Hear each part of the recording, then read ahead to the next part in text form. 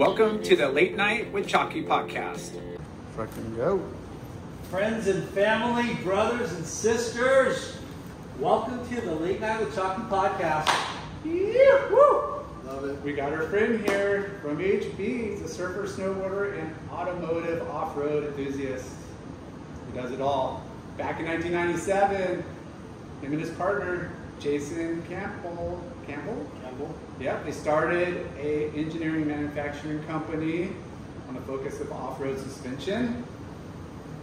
Dude, fast forward 25 years later, 27 you said? Yeah. 27 years later, the company's been the leader in off-road components and suspension for racing and production model trucks, right? Correct. Could do Tacomas, you said Fords, like Raptors, all trucks. And trophy trucks. Their continuous innovation in design and investing in technology has opened up new markets and numerous championship wins. Yeah. He's a sales and marketing guru who built an incredible company, and he continues to be the VP of operations. We welcome Mr. Jerry Zaiden. Welcome to the show, bud. Welcome to the show. I know we talked about this, and that's what we say to a lot of guests because it's so hard to schedule and life and everything, but I feel like there's a really good time, both in your career and what's happened with the company that we'll get into, but it's funny, it finally took me driving alongside him yesterday. We text here and there, and it's just like, people come in and out, and like, oh, let's do the show, and then it's just hard, like scheduling, Yeah. But it's so funny because I'm driving, and then I see you, and then you pass me by, and I call him, and I'm like, send a text to Jerry, and let's set something up, and then boom, here we are, finally. Yeah. It's cool. Yeah. HB. So, let's start at the beginning. Where did you and how did you find surfing? So it's a cool story. It's like the Rick Kane story, right? I was born in Arizona, literally. So my name's not Rick. Thank God. Thank God all the time that at 3 years old, my parents said, let's move to Huntington Beach. So they moved to the kind of Bolsa Chica side of Huntington Beach. If you're hitting golf balls at Metal Art Golf Course, right across Warner, they bought their first house. And at 6 years old, from there, they moved into a brand new house that back of the wetlands off of Talbert and Edwards. And so brand new house there, I grew up there. I did these like little private schools here and there until 3rd grade and wound up at Hope View Middle School, which is right by Marine View, which that fed into Dwyer and Huntington High School. So the guy behind us, I remember going in his garage, and he's probably 4 or 5 years older than me, so like he was into surfing and I wanted to surf, and I think it was about 4th grade when they gave me a surfboard. And my parents are from Chicago who moved to Arizona and now live in Huntington Beach. What was their job opportunity? What was their reasoning of moving to Huntington? Yeah, so my dad was in the home building business. He was a sales rep selling tools for a company called Hilti. And so anyone in construction's probably heard of Hilti. They make like nail guns and saws and all that stuff. So he was one of the OG Hilti sales reps, and Eric brought him to Arizona, and then he came out to California, and it was booming out here. They're building houses everywhere. And so he was into sales, and then my mom got a job at the hospital, so she worked at the Huntington Hospital now, but Humana was what it was called back in the day. That's where I was born. HB to the realist. None of this hotel hoax shit that my kids were born in. Oh yeah. HB, it's not even a hospital. That's how it's really, really bad now. Yeah. Try to avoid the place now. But yeah, so I mean, it's kind of gnarly when I look at like my kids and like how they're raised with stuff versus how I was raised with stuff. I had a really overprotective mom. I'm an only kid, so it's like, don't get hurt, don't do that. But hey, here's a gun, here's a motorcycle, here's a surfboard. I'm gonna drop you off at the pier. Like, so I kind of found that like doing gnarly stuff made me happy. So I like surfing big waves or jumping motorcycles. Or so when you said they gave you, was it your neighbors gave you a board? Yeah. So bringing that back home there. So the guy who kind of lived behind us, he was surfing, and my first surfboard was made by Atkins, and it was a single fin, plasticky, 70s pintail board. It was rad. Like, I was stoked, right? I mean, anyone stoked on whatever. Yeah. Yeah. So, Not a fucking boogie. yeah, it was a And he surf. was 4 years older than you? Yeah, 4 or 5 years older. Yeah. So he's probably like 11 or 12. Who Was knows he what? the first guy that took you out surfing? No, so I got the board from him. My dad took me surfing. I think it was like Golden West Street. He would swim out, pushing me on the board into waves, and I was probably 4th grade, I think. So I don't know how old a 4th grader is. Like probably 10. 10-ish. Yeah, so he's probably Yeah. 14, 15, and I was 10. That makes sense. And so then I got surf racks on my bike, and I remember like by myself. Think of this. 4th grade. 4th grade. And I'll never forget because like that's when you're allowed to ride your bike to school. I had surf racks on my bike Yeah, in school. 4th and 5th graders, you got the bike permit to drive, to ride to school, which is huge. Did you have to get a bike permit Yeah. to ride your bike to school? Yeah. Like, you just had to have a bike permit, period. Yeah. Huh. Yeah. Like, your bike had to be registered with the city. You had to go down to City Hall and police department and get a freaking Little tag. on it. Crazy. It's kind of smart. Yeah. That way, if you get stolen, you have your permit. Yeah, whatever. I mean, Yeah. didn't really help, but. Yeah, so I would ride my bike down Talbert, jump onto what we call the dike or Bolsa Chica wetlands, and ride along, and then get up the hill and ride. And then it was like, and I was tiny. I was like the smallest kid ever. And then I had to figure out like how to get my bike side. I had to take the surfboard out of the rack, chuck it over the fence, lift up the bike, chuck it over the fence, and I surfed the Bolsa crowd. Like there was a whole crew down there at Bolsa, right? Tower 26. Tower 26. Still surf it sometimes. But yeah, met a bunch of people. Met like back in the day, Matt Enright, this kid named Rod Wittrin, Trent Finzel. There's like a crew of Marine View kids, and we would all meet up and start going, and I loved it. And then I'd get over to Hopeview, and I always got picked on because I was little and different, because my mom was like Chicago preppy, and I just didn't fit. I look back at pictures. So I love surfing because it was a me sport. It's like you're Individual. Yeah. I love it. Not part of a team, but yeah, you know, you can do it whenever. Yeah. Shitty waves, blown out, loved it. Like you just go do it, right? And so then Hopeview went to 6th grade, and then there was like this line in the sand. Do I go to Mesa View? But I live on this side of Talbert, which feeds to Dwyer and Huntington. And my parents only hear negative stuff about Dwyer and Huntington. Like, oh, that's always gnarly, all the dirtbags go there. Jay whatever. Larson goes there. Yeah. These Larson brothers. Yeah, it was so bad.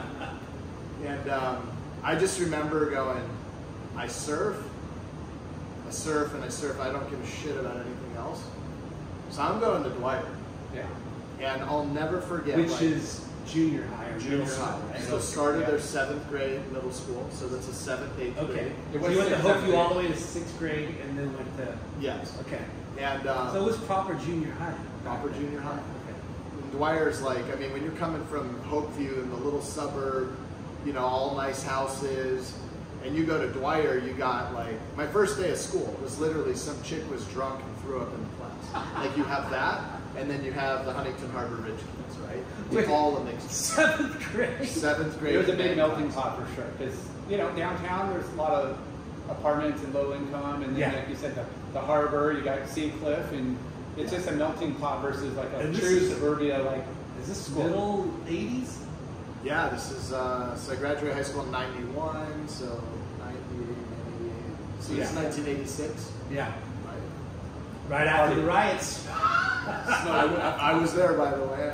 I sat on top of the showers, the gnarly riots that it was. Yeah. I So mean, did you have friends going to Dwyer as well, and friends going to? I knew nobody at Dwyer. Wow. Like literally, I knew a few people from getting dropped off at the pier. Yeah. Because I love the pier. Like surfing, every kid like surfing the pier, Yeah. and all the adults embraced us, right? Except Parmenter like would give you shit, Mike Downey would give you shit, but they'd embrace it. They'd still help you. But I just remember being like the gnarliest spot, but you'd catch good waves and you get the reforms. I just That's loved where it. everybody hung. It was it was So go back the hang. to that first Atkins single fin board, right? So How long did you ride that thing? And I had that board for probably Summer. 2 years. Wow. Yeah, 2 years. Easy. I didn't surf every day. I Yeah. just surfed, right? Like I would surf on the weekends and Did you get into baseball or any other like? I tried playing baseball in 6th grade. I sucked at it. I played soccer up till 6th grade, but I was tiny. I was really little, so I wasn't fast. I was little, kind of awkward, right? Like I at 16 years old. Surfing was your main thing. Surfing and skateboarding were my things, but I love surfing. Surfing took over. Yeah. Right. And I absolutely. Can I pause you for a second? Yeah.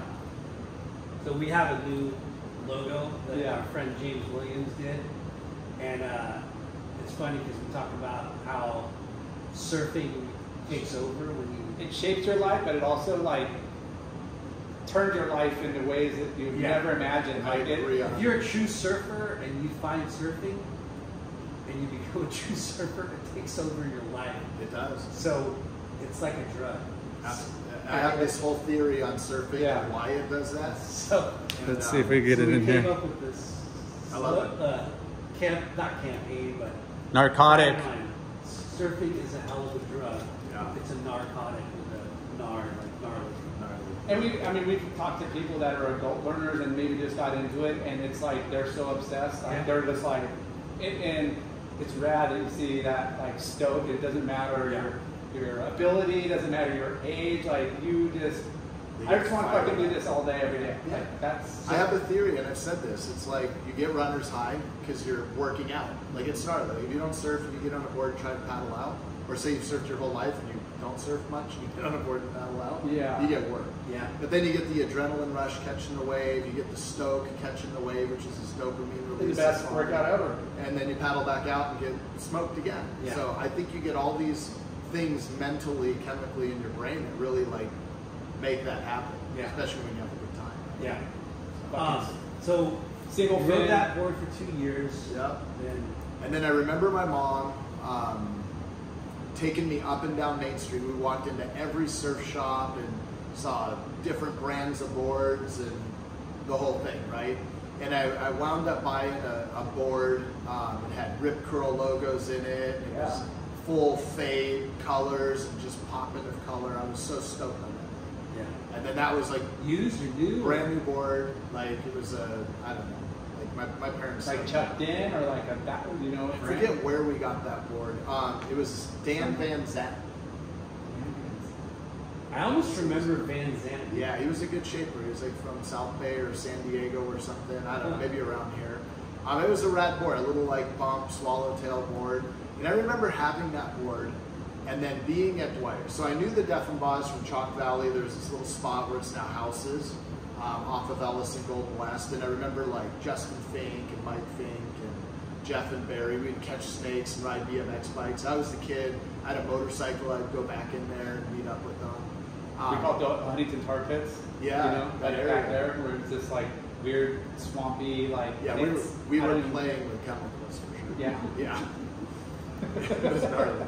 But yeah, it was cool. So when I got to Dwyer, I didn't know anyone. And there was a gnarly crowd. We had kids with mohawks, and everyone's trying to like tell the world who they were. Yeah. Like punk rock, right? Yeah, because we're talking 86, 87, Yeah. and that's the height of kind of like musical explosion of the different punk rock, new wave. Yeah, the genres ska. were just exploding. It wasn't just, a decade long, like, Heavy genre metal where is even It was, blowing up there. yeah, Metallica was just kind Everything of was coming up. blowing Yeah. up. Yeah, Yeah. Beastie Boys and Metallica. Then you had like the New Age, which was like New going Wave, The Cure, New Wave, and all and that then stuff. and then you had like the Hesh. You had a little bit of everything, Yeah, a lot of everything. and it was fucking awesome. Yeah. I remember. KDC and Yeah. K-Rock. K-Rock were. It was a good time. It was a great time. But then I get into Dwyer. Now it's like halfway through the year. You're meeting friends. You're meeting. Okay. Yes. Stalling you on. So you started off at Bolsa on the single fin. You get better and better. And as we talk about this a lot, because you're on the other side of the tracks Yeah. pretty much, right? It's the other neighborhood. And your mom would drop you off at the pier. You kind of mentioned some of the locals, Mike Downey and Bam Bam. Yeah. Like, that was hard, right? Like, it wasn't easy to just paddle out and get waves. No, it was like for sure pecking order. Like, and I was at the very bottom of that. Like, new kid. I just knew this was my thing. Yeah. And you know, you'd start meeting more people, and everyone's pretty cool, and you're kind You of. mentioned you already kind of knew the D-Boss. Yeah. And the Fates or whatever. Yeah. So they probably, you'd see them. Yeah, it helped. And it was like, for me, it was like a new start, right? Like, I loved fighting. My dad was a boxer. He made me box. But I always was told, if you get caught fighting, I'm kicking your ass. So to me, it would like, you'd get picked on because you're little, but you know you can beat the guy up. Yeah. But you wouldn't fight the guy. And then go It's a into good deterrent right there. Yeah. Yeah. Don't want to fucking piss off dad. No. Yeah. Right. Well, that's what I like about, That generation. no, not just that generation, but the discipline and confidence you get from training in boxing or martial arts. I mean, it teaches you to be humble and to be like confident, like, I would fuck you up, I'm not gonna waste my time. Right? Like, it teaches you to be bigger than the situation, right? 100%. Like that person that's You just bullying know. you or whatever, you just look at him and go, you know, I could I'm doing fight your you thing, right bro. now, yeah. but I'm gonna walk away, which is, dude, I wish all kids could go through that, right? Like, For sure. At least at some capacity, you know? Like, some kids aren't just, you know, mentally or physically there, but the discipline is really good. The, you know, having another, you know, like father figure kind of, you know, like JJ when he was doing jiu-jitsu, talking back to me, I'd be like, dude, why are you talking to me like that? Like, are you kidding me right now? You know, talking to your dad like that? I'll go, you talk to Master Carlos like that? And he'd be like, eyes like, no. I'm like, what's the difference, you know? I can beat you up though, Dad. And then the best would be like, he'd be in class, and Mr. Carlos, you know, Master Carlos comes over and he starts like talking, and I'm like, yeah, you know. And Grom's in the back corner, just like bug-eyed, thinking like, I'm talking, you know? And just, Dad's rat me out. Dude, I didn't, but there was a couple of times I'm like, hey, you know, make sure he stays in line. He's like, they all do. If not, they're getting removed, and they're doing push-ups or planks or like standing chairs, and you know, it's just like, don't talk back. You had that.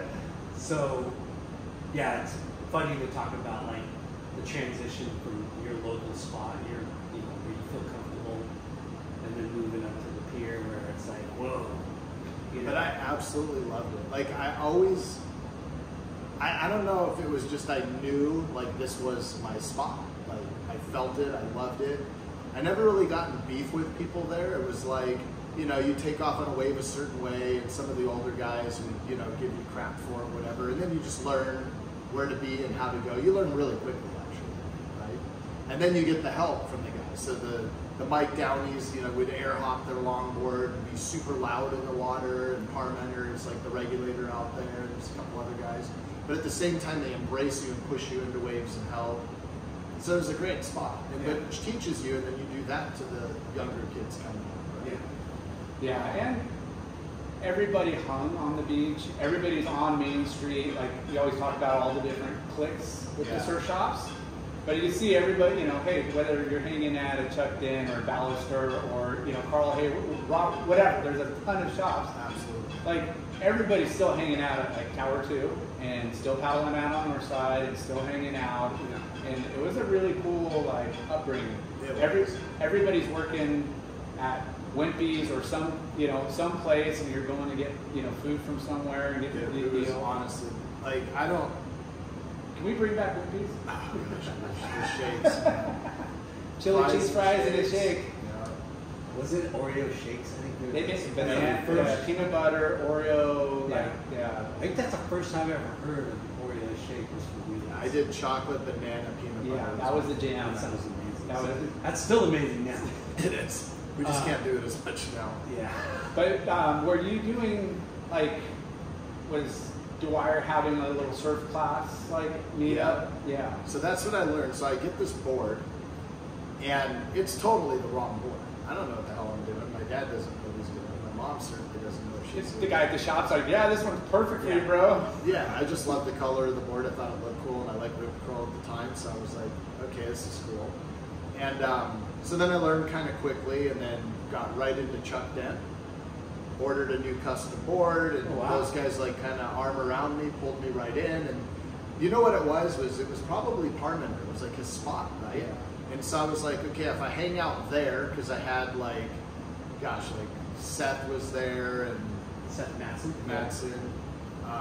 kid named Nathan. I was a few guys there, but it was Parmenter's spot, Yeah. right? And then Fig was there, Nakashima was there, Rhett Sander was there. Nova drove you there, hanging out a lot. Yeah. How's like Bravo abuse and Oh, shit it was talking so there, gnarly. right? It was Patch, so good. you know, like Oh yeah. yeah. Was Pat Lean already there too? No. But it was just such a good. We just had a crew, right? Yeah. But the best thing is like I'll never So forget. you became part of that I little was clique. part of that clique. I had all Fig surfboards and Chuck Dent, and I was in. I had sponsors. Like I don't even know why I got sponsors. Like you were there and you'd get free wetsuits and track top or whatever, right? Sweet. Like, it all just kind of came. It was like, yeah, this is awesome, right? And we're talking. 7th grade, Okay. and just absolutely loved it. It was fun. And wait, so you rode from Talbot and Edwards to Dwyer. Yeah. That's a long clip, right? Well, I would get dropped off. So Okay. like, there's a bus that would come pick us up, or I'd get dropped off. But my mom worked at the hospital there, so she would drop me off. My dad was in sales, so he would take me to the beach after school, Okay. take pictures from the pier. This crappy camera, I wish it was better. Yeah. But Yeah. it was just fun, right? So now I'm hanging out in the shop of shops, and I'll never forget, like they caught this guy shoplifting in there. Cool. And remember the nose scars? They had silicone and Yeah. dude, they literally like did that to the guy on his nose and tied him to the chair. Like everyone would have gone to jail today. But like, Yeah. they totally did this to this guy shoplifting. And then they called the cops on him. We did the same thing to a guy at HSS. We got hogtied. Yeah. Yeah. It was awesome. It was awesome. I remember, sorry Yeah. to interrupt, I remember either Frank Corona or Robbie Jeffers saw somebody taking fins, Yeah.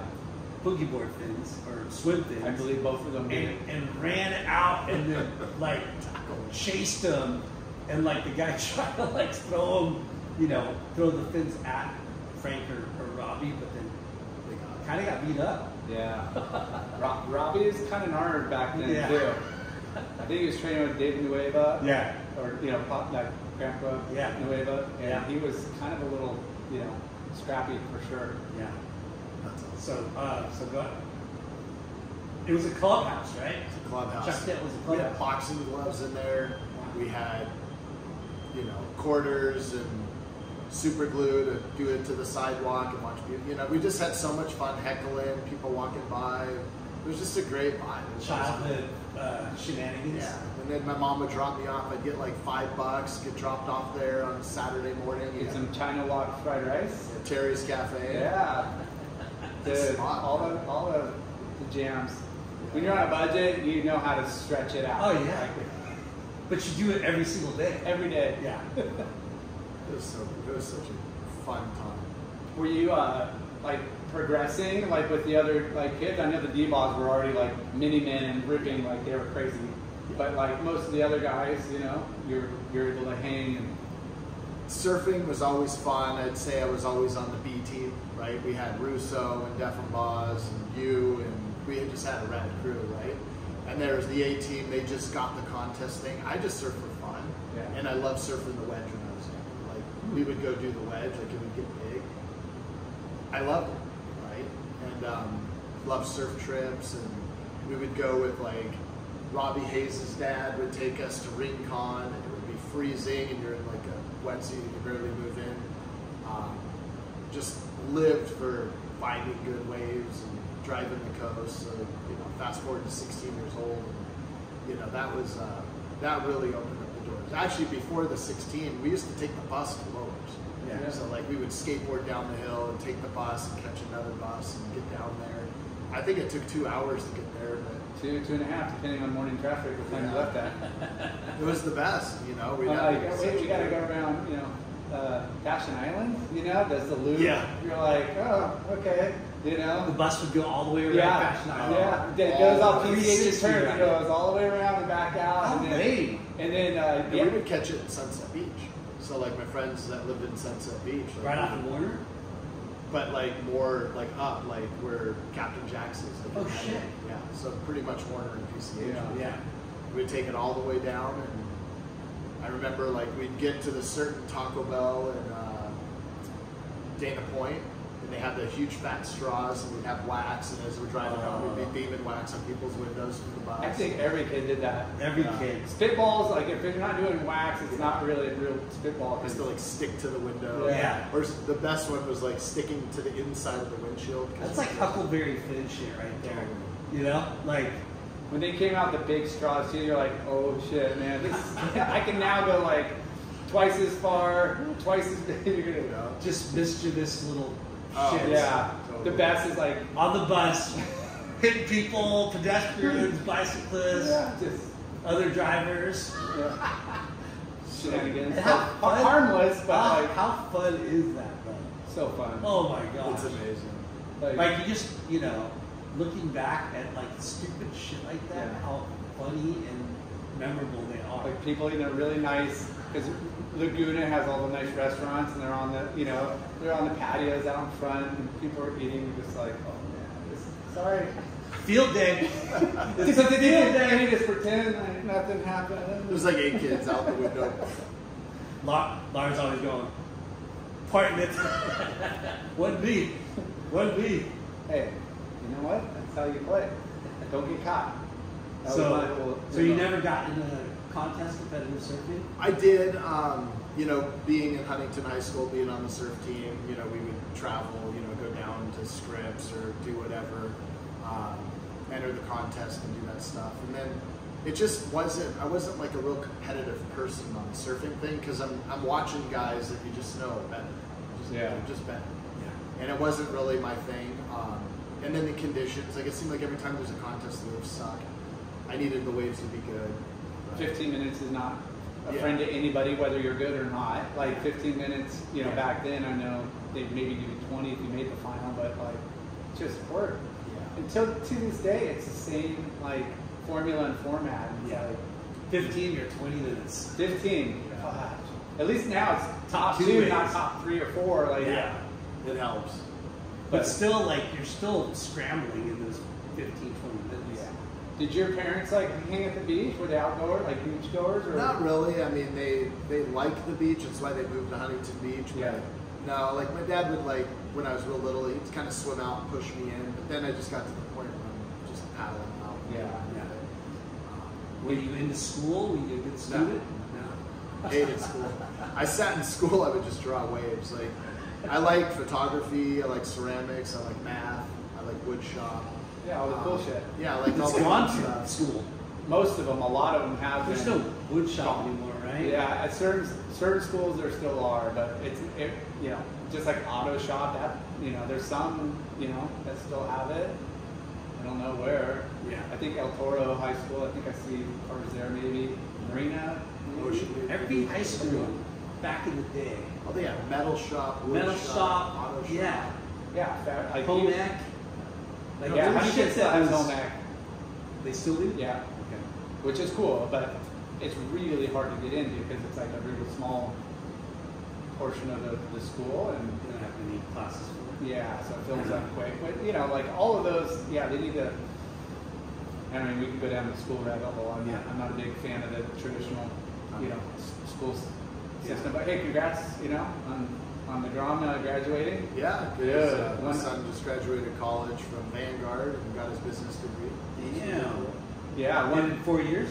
Yeah, knocked it out. one less payment a month. Yeah. Going back to you when you were younger. No, you Talk weren't about. studious. You kind of talked about Chuck Kent being the clubhouse. Like, how fucking insane was it? Like, when you look back, like, you would stay there all day.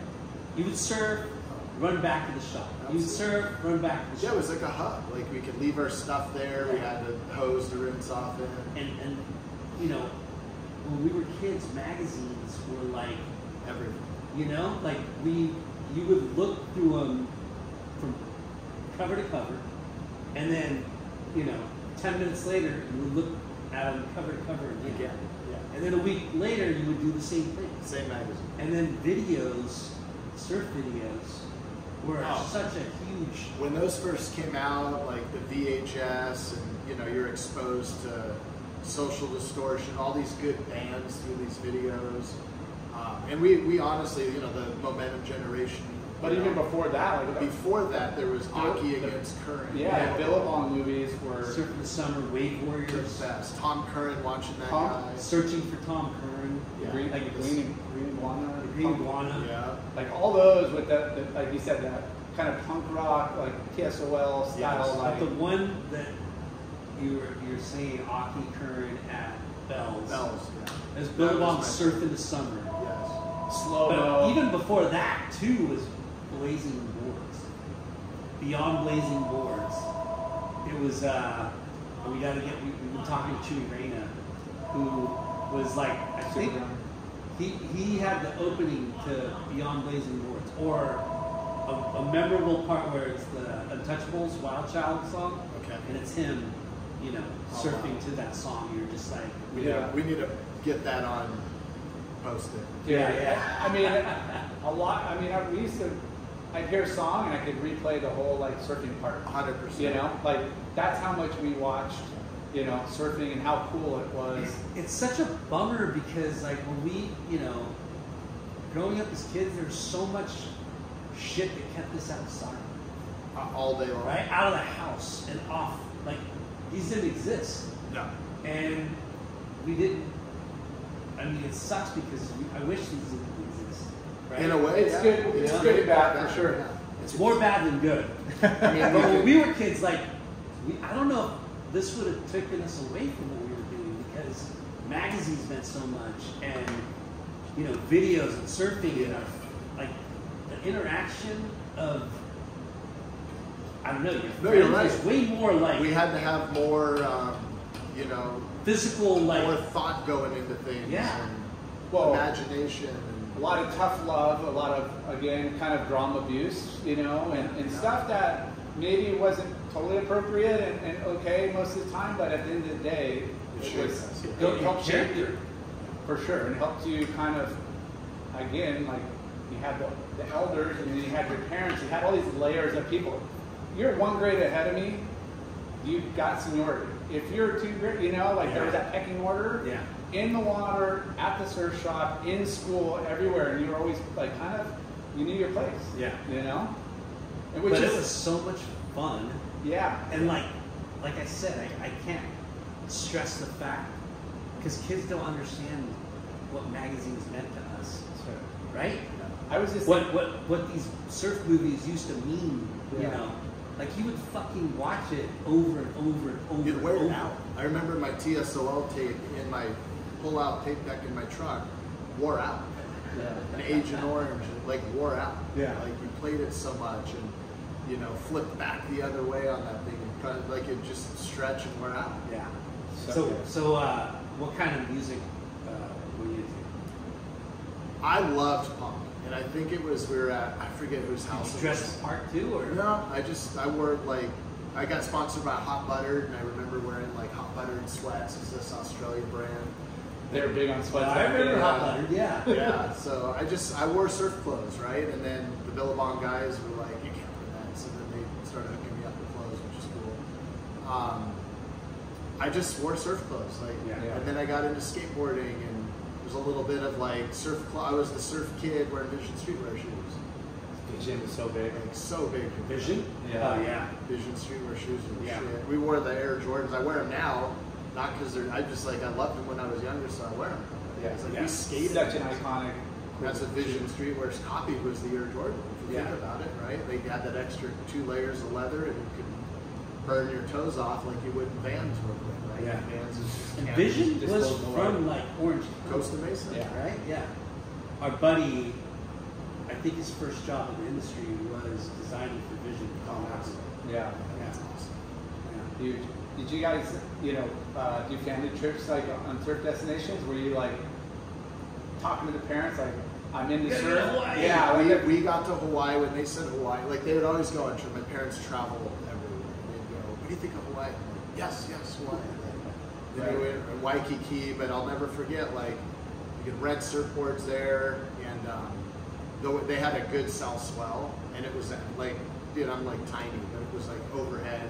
It was the most fun. Like, I was just sold right there on the surf tracks. Well, just exotic. You're surfing like reef, warm. You're out, and it's a, it's a historic place. Like, dude, I'm in Waikiki. I'm surfing like. To me, you don't even know what the spots are because every 20 feet is like a new name for a spot. Yeah. Like, oh, I'm gonna surf over there. Like, oh, bro, that. Yeah. There's just every little bump is like a new surf spot. It's crazy. So that was 7th grade, and then 8th grade, my friend Scott invited me, and we both brought our surfboards.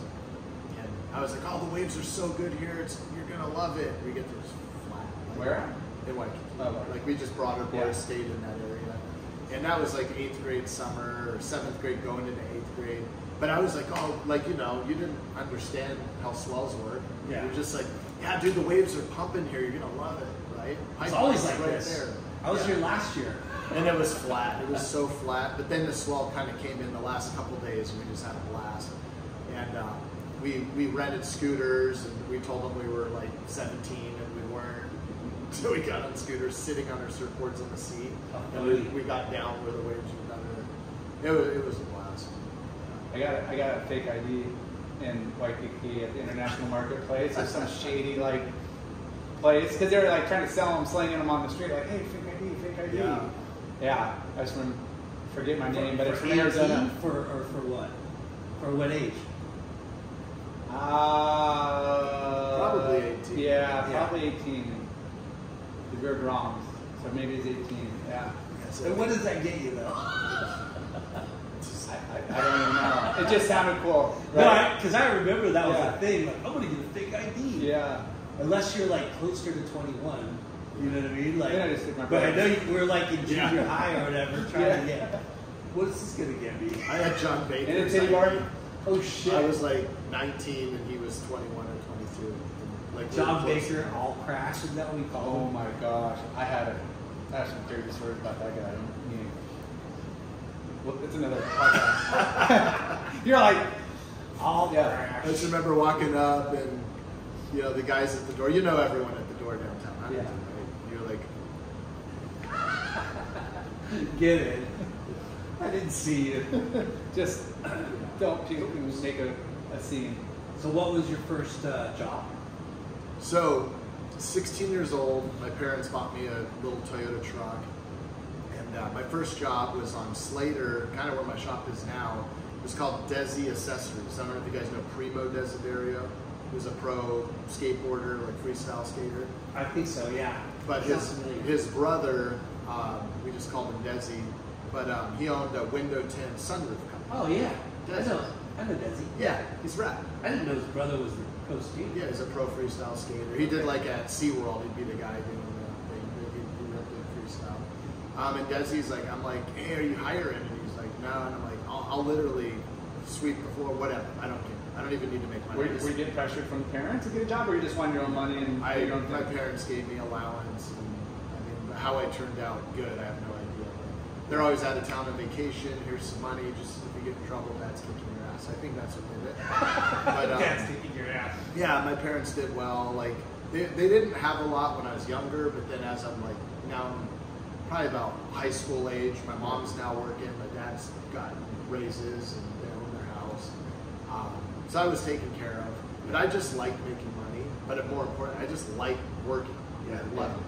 So I was a cook at breakfast in the park, flipping pancakes. No way. Yeah, so I did that every summer. In Central Park? That place is rad. Yeah, I worked for I think Alice. I've eaten there once. Yeah, best cinnamon rolls ever. But yeah, I just loved it. And then I got moved to omelets and actually cooking. I just loved it. I just like working. Is that place still open? Yeah. It's not, I don't think it's called that anymore. No, but it's still there. It's still there. Then I worked What for did you Desi. do? You just walked in there and said, hey. Are you hiring? I want a job. Whatever. I just drove by and saw it and I thought like it's cool. Can't fuck up age. Well, you can, but like let's, Yeah. What kind of truck did you have? A Toyota? I had a little 1989 Toyota truck like your Gardner would have. Yeah. They call it a Gardner truck. It was the most basic little truck. It was brand Not new. lifted. Not yet. And so I had no stereo in it. So I'm working there and then, I get some money from my parents and It was like Did it Christmas. have a shell? Is it just a no shell on it. No extra cab? No extra. Yeah, Not yet. That was that's coming into the story. So I get a job there. It's now like Christmas or my birthday or something. My parents are like, you know, we give you the money, you get a stereo installed, so it'll be a tape deck with speakers, because this truck had no stereo. And so I go to the stereo shop, and I can get a tape deck with speakers, and they put it in, or I get a CD player, and I pay a little extra, but then I don't have any more money, so now I have to put it in. So then fuck it, I'll put it in. Figured it out. So I remember cutting the speaker holes with the steak knife, getting into the metal behind there, and then got a jigsaw from the neighbor, got the speakers in, figured it out, used a file. Like, took me probably 8 hours to install 2 speakers in the stereo, but I did it. Yeah, that's pretty good for just first time. Did you do it pretty cleanly? I wouldn't say that. I mean, I had butt connectors because my dad went from Hilti selling house stuff into the electronics world, so we had like metal strippers and that. And my dad was like, he showed me how to do it, and I did it. But I called the stereo shop, and they drew on paper like what each color wire was, and I figured it out. Blew a couple fuses, like grounded shit out, but whatever. Isn't it so gratifying and satisfying when you do it yourself? I just love Not that I ever do anything myself. Like the surfer high, that's another high where people, it doesn't get talked about enough on, like, you know, having a job and doing something and completing it, and that like satisfaction and that it's when I bring home something from IKEA and I get halfway finished, and then all of a sudden you're like, oh shit, I put that one part backwards. Yeah, you followed the visual drawing and you didn't read it. When it says don't tighten all the bolts until you got it all together, and then you completely have to dismantle it and start over. It's happened a couple times. I'm sure. Those pictures aren't very good. Yeah.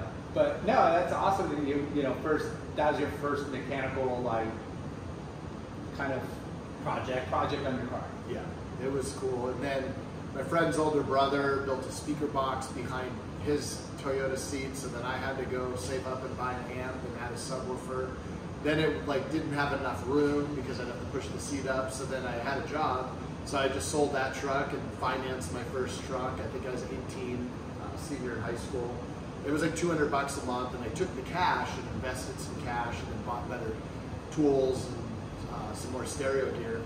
Well, then I blew a fuse out in my truck, and I leave in my friend's neighborhood, and I pull into the stereo shop in Sunset Beach. It was this big building diagonal from Captain Jack's. It's called Sunset Sound. And so I'm going in there to get a fuse. The guy comes out, who put the stereo? And I did it. He goes, you want a job? And I literally was like, yeah, I'll take a job. Like, I was so stoked. Huh. And so I start working at the stereo shop, and then I get learning from this guy Mario there, who was like the expert installer. Dude lived in Compton, drove the Thunderbird, and like we'd go to Compton. But that's your job / shop. internship on fucking how to like step up your game. So I really learned how to do it properly, and he was really cool. He's super helpful. And then I got, I was doing sales there, like selling stereos, helping people. The owner was a Korean guy with broken English. And we would. So was it one of those like walls? Oh, they had a whole room. Yeah. With all the stereos and speakers. And I came in and I'm like, I remember walking into those places, you're like, wait, what's the best spec? Wild Punk? And they had Alpine. Alpine. Nobody even cared about what kind of car they had, really, as long as it got from A to B, but it all mattered about your fucking sound system. Yeah. Like, that was huge. Like, that's where you spent your money. It wasn't on, like, later other stuff, but that was fucking the subwoofer, amp, like, how loud the would wooden you get this? fucking speaker box. Oh, yeah. With I got so heckled from the woofer and the subwoofer, and you're just like, what? I loved it. I fucking loved it. And I got heckled, so back to it is like... So you're still in high school when... I'm in high school, and I remember, like, I would play certain music or, whatever. And the best was Metallica with that stuff. Oh, That yeah. was fucking pumping, right? And I swear to God, it's like, it just shaped me who I am today because I had thick skin. Like, you're the coolest student in school's heckling you for your stereo, and then I'm like, well, fuck, you don't even have a car, like, whatever. And then you just get through it, and then the next thing you know, they're with you in your car going, this is the most badass thing ever. And like, I'm riding with Jerry to Lola's. Like, it just turns full circle. I think I hopped in a few times with you. He's got a cool stereo system. He plays everything loud at 10? Yeah. You get out of the car, what?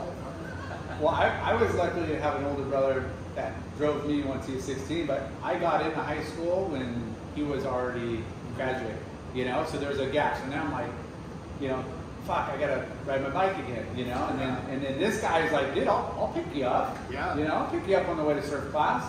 So $5 for gas, and I'm like, easy, no worries, let's go. $5? Dude, better than I riding. don't It was know, so it's cold. $5. Yeah, I don't know. It's $5 a week or $5 But a no, but my day? parents made me pay for my own damn No, gas. I think it was like $5 a week. It was like something minor, but I was like, dude, to not freeze in the morning, you know how cold it is, and ride your bike. And I was close to the beach, but Yeah. I'll And take I had a to go car. out So of you my and Jerry go Yeah. way back. Yeah, Way back. for sure. Yeah, and I mean, like, I think you were 91, and I was 93, so you're 2 grades Yeah, older. I remember the first time I met Jay. He was a sixth grader at Dwyer. I was an 8th grader, and You and Barry. yeah, and I just remember like these kids would like we all ate lunch on the hill. Like, all the surf kids ate lunch on the hill next to the steps. Yeah. And you would run around. You're so mischievous. You would pull up the shorts all high and just run around. I don't know if you remember that.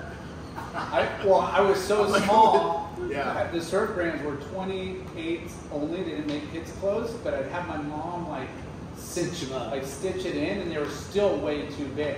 So I was always having to wear a belt, or they would just like fall off. No, but he was always mischievous and Yeah, it still was is. just, just energy. It was a lot of energy, and I think like I look back at myself, it was the same thing. Like, dude, I would go to school with like Girl Scout cookies and eat them all first period, and just be like cracked out of my mind. And go to the office, like, and I didn't care. Like my parents didn't do anything about that. Like, anyways, it was just all that energy.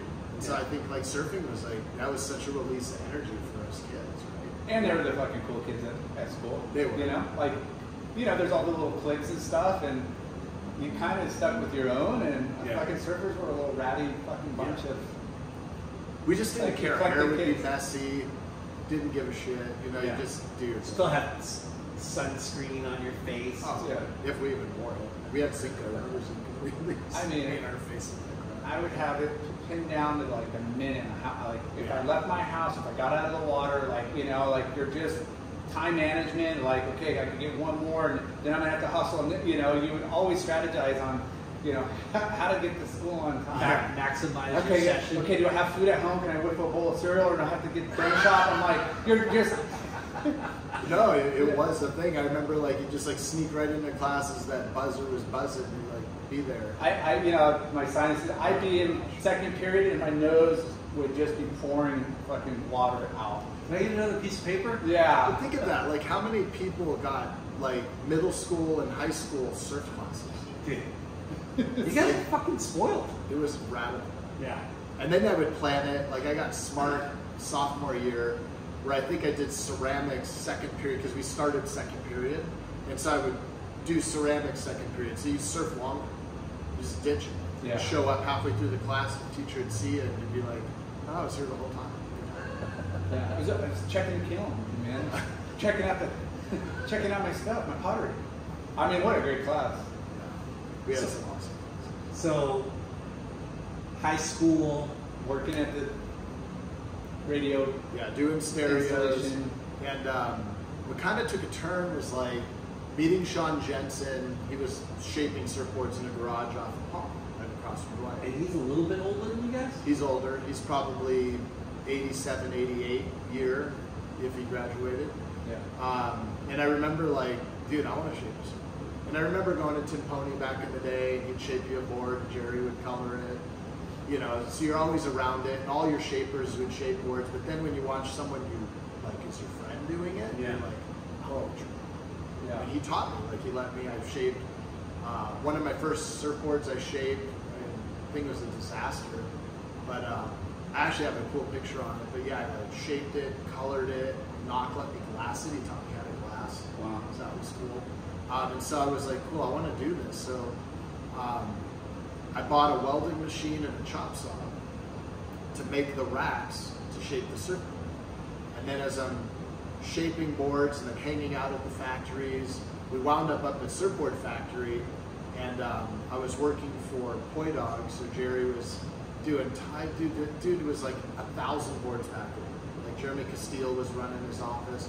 I just remember. Jeremy was running Poydon's office? Yeah. I remember an order coming in from Brazil for 450 boards. Wow. And Poydon was huge for a bit there. Yeah. But around the world. Like, yeah. Boards going. He was over 1,000 boards back order. So we had That John dude was Carver. he was like a pit bull. Oh, he was awesome. Yeah. Such a good dude. He was a good dude. But he had a substance problem. So he'd come in and work, and then it'd be like, where is he? I'd be gone for the week, and then he'd come back, power out. But I wanted to shape surfboards, so I'm working for him doing bottom rockers and then outlines. And then I'm like looking at it. Can I ask you, so you said you bought a welding machine? Bought a welding machine to make and a chop saw to cut the metal. And then I had to make the metal racks to go up and down to shape the surfboard. Were you making those for people or for yourself? So I made those. I'm trying to shape boards, but I'm working for him, like learning how to really shape boards. And he puts me on bottom rockers and outlines, and I'm looking at it, and I'm like... And he's busy as fuck. He's so busy. Yeah. And so I'm looking at what he did, and I'm like, it's got these little shitty plastic wheels with nails on a wooden box and a little planer. I'm like... And so I start researching planers, and my best friend's Levada, they make rollerblade wheels. I hit him up, he sends me wheels and precision bearings, and I just revamped this thing and made it rad. Like, what was super. it? It's a rocker machine? Yeah, it's a wooden box with a planer that can just slide over and just, and it had the templates on the side that wheels would roll on and keep the blade of the planer would spin and just cut over. So it's almost like a mini shaping machine, but it's before a shaping machine. Yeah. So I perfected this thing, and I started making those, and then what you've always I've always liked building. Yeah, you had like a tinkering mind. Yeah, and I worked with wood doing speaker boxes and stereos. Yeah. And then when I back at the Desi place, he let me cut out metal to put in sunroofs. Like, here, cut inside the line. Okay, cool. You got like, so I did probably 100 of them before he's like, okay, now cut on the line and you install it. And I learned how to install those, right? So it's like Mr. Miyagi, but like 10 Mr. Miyagi's teaching me how to wax the car and paint the fence. And then now you work with your hands and you do it. And I'm never a good surfboard shaper. Like, it's a lot harder than it looks. Like, guys like Judah Mailer, those guys are real artsy. Like, they'd be good at it. Jensen was phenomenal at it. But what I did is I perfected the bottom rocker. And Todd Moan and I remember Moan surfboards. Yeah, I live with Todd. Oh, dude, I love that guy. So he's. I came up with his like slogan. Oh, no way. Yeah, scream and moan. Yeah, that was. And good. then another thing was the agony and ecstasy. Okay. Scream and moan. Yeah, but he was awesome. Really good board. Yeah. Whatever, bro. Yeah.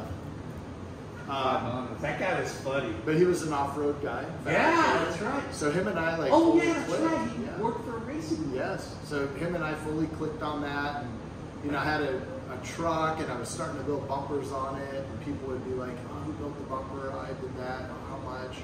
And I was at my parents' house building bumpers with. I had fabrication equipment. I like building stuff. And you're still in high school, or? No, I'm out of high school now. Probably like 18, 19. Were your ambitions to go to college? Were your parents making you go take classes?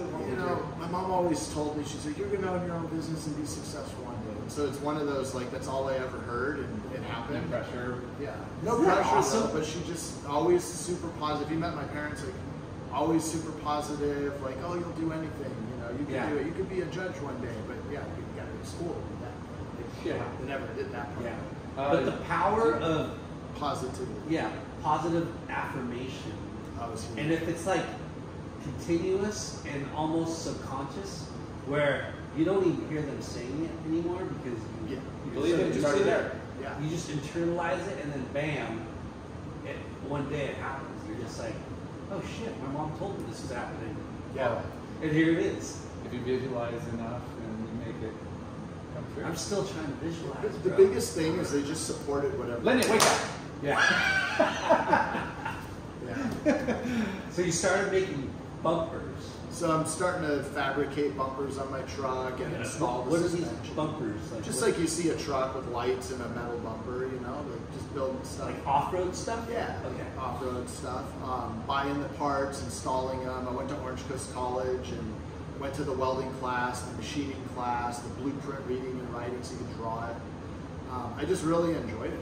Just loved it. Isn't that interesting when you come out of the mandatory classes, and you get to a point where now you know what your interests are, and you can, make that, benefit you in a job or whatever. You go to college, you're like, yeah, I don't want to take English and math. I'm going to take these other cool classes, and kind of, it's true. It's funny because like you're taking classes that have require math. Oh yeah, I was always good at math. I loved math. I tested, like I went to Orange Coast College and I took the test. I didn't have to take a math class because they tested out of math. Wow. I love math, right? It's this and that equals that. Like it's simple. I hated theory classes, right? So then in my mind, I'm like, oh, I need a bachelor's degree, everyone needs to get a college degree to be successful or whatever. And so I'm going there and I'm starting this business called Camburg, and I'm taking these. So wait, you're making bumpers, and you decide to create your own company?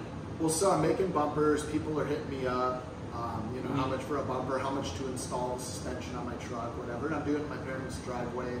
I sub-paneled their garage, so I did Jay's brother's job, like being an electrician.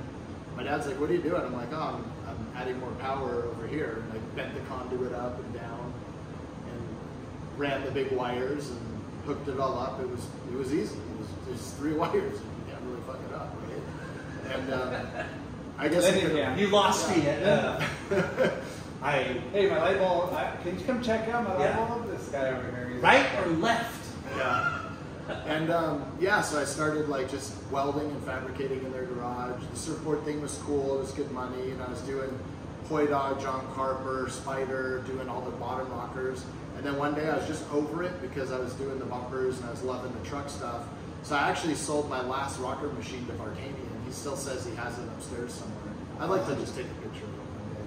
But I did that, but I was making metal racks, like not like knew everyone, so everyone would be, from Ben Ipa to all the dudes in Hawaii, Sino, those guys, and everyone would have. I probably made 200 sets of racks. You go to Clearwater Glassing, I think it's Promer now. My racks are in there, and I didn't do it on all of them, but I'd like sign my name with the welding machine on the side of them. Yeah. It's kind of cool, but the ones in there have that on there. So it's just fun. So you were doing side project businesses. I made never more formed money. a business, but you were. I just like I install, a lift kit on someone's truck in my parents' driveway, like just friends of mine, like Derek Roach, right? Yeah. Like I'd install his stuff in the driveway, and I had like in the recycler I'd buy and sell stuff and buy parts, install them, build bumpers. Was it just word of mouth? Like all word of mouth. So people are no like, social media, word of mouth, like true, like this guy in Huntington will do. Like this. I got these shocks, I want to get a lift. They're like, well, like you Now got all the equipment, you know how to do it. What would back then? What would it be to like install like new shocks or $100 to $500, just depending on what it was. But it was great money. Yeah. Like way better than working. Yeah, I mean you're not. Yeah. The equivalent of 50 to $100 an hour today. And working at your own pace and doing my own thing, but working quick. Like I like to do it.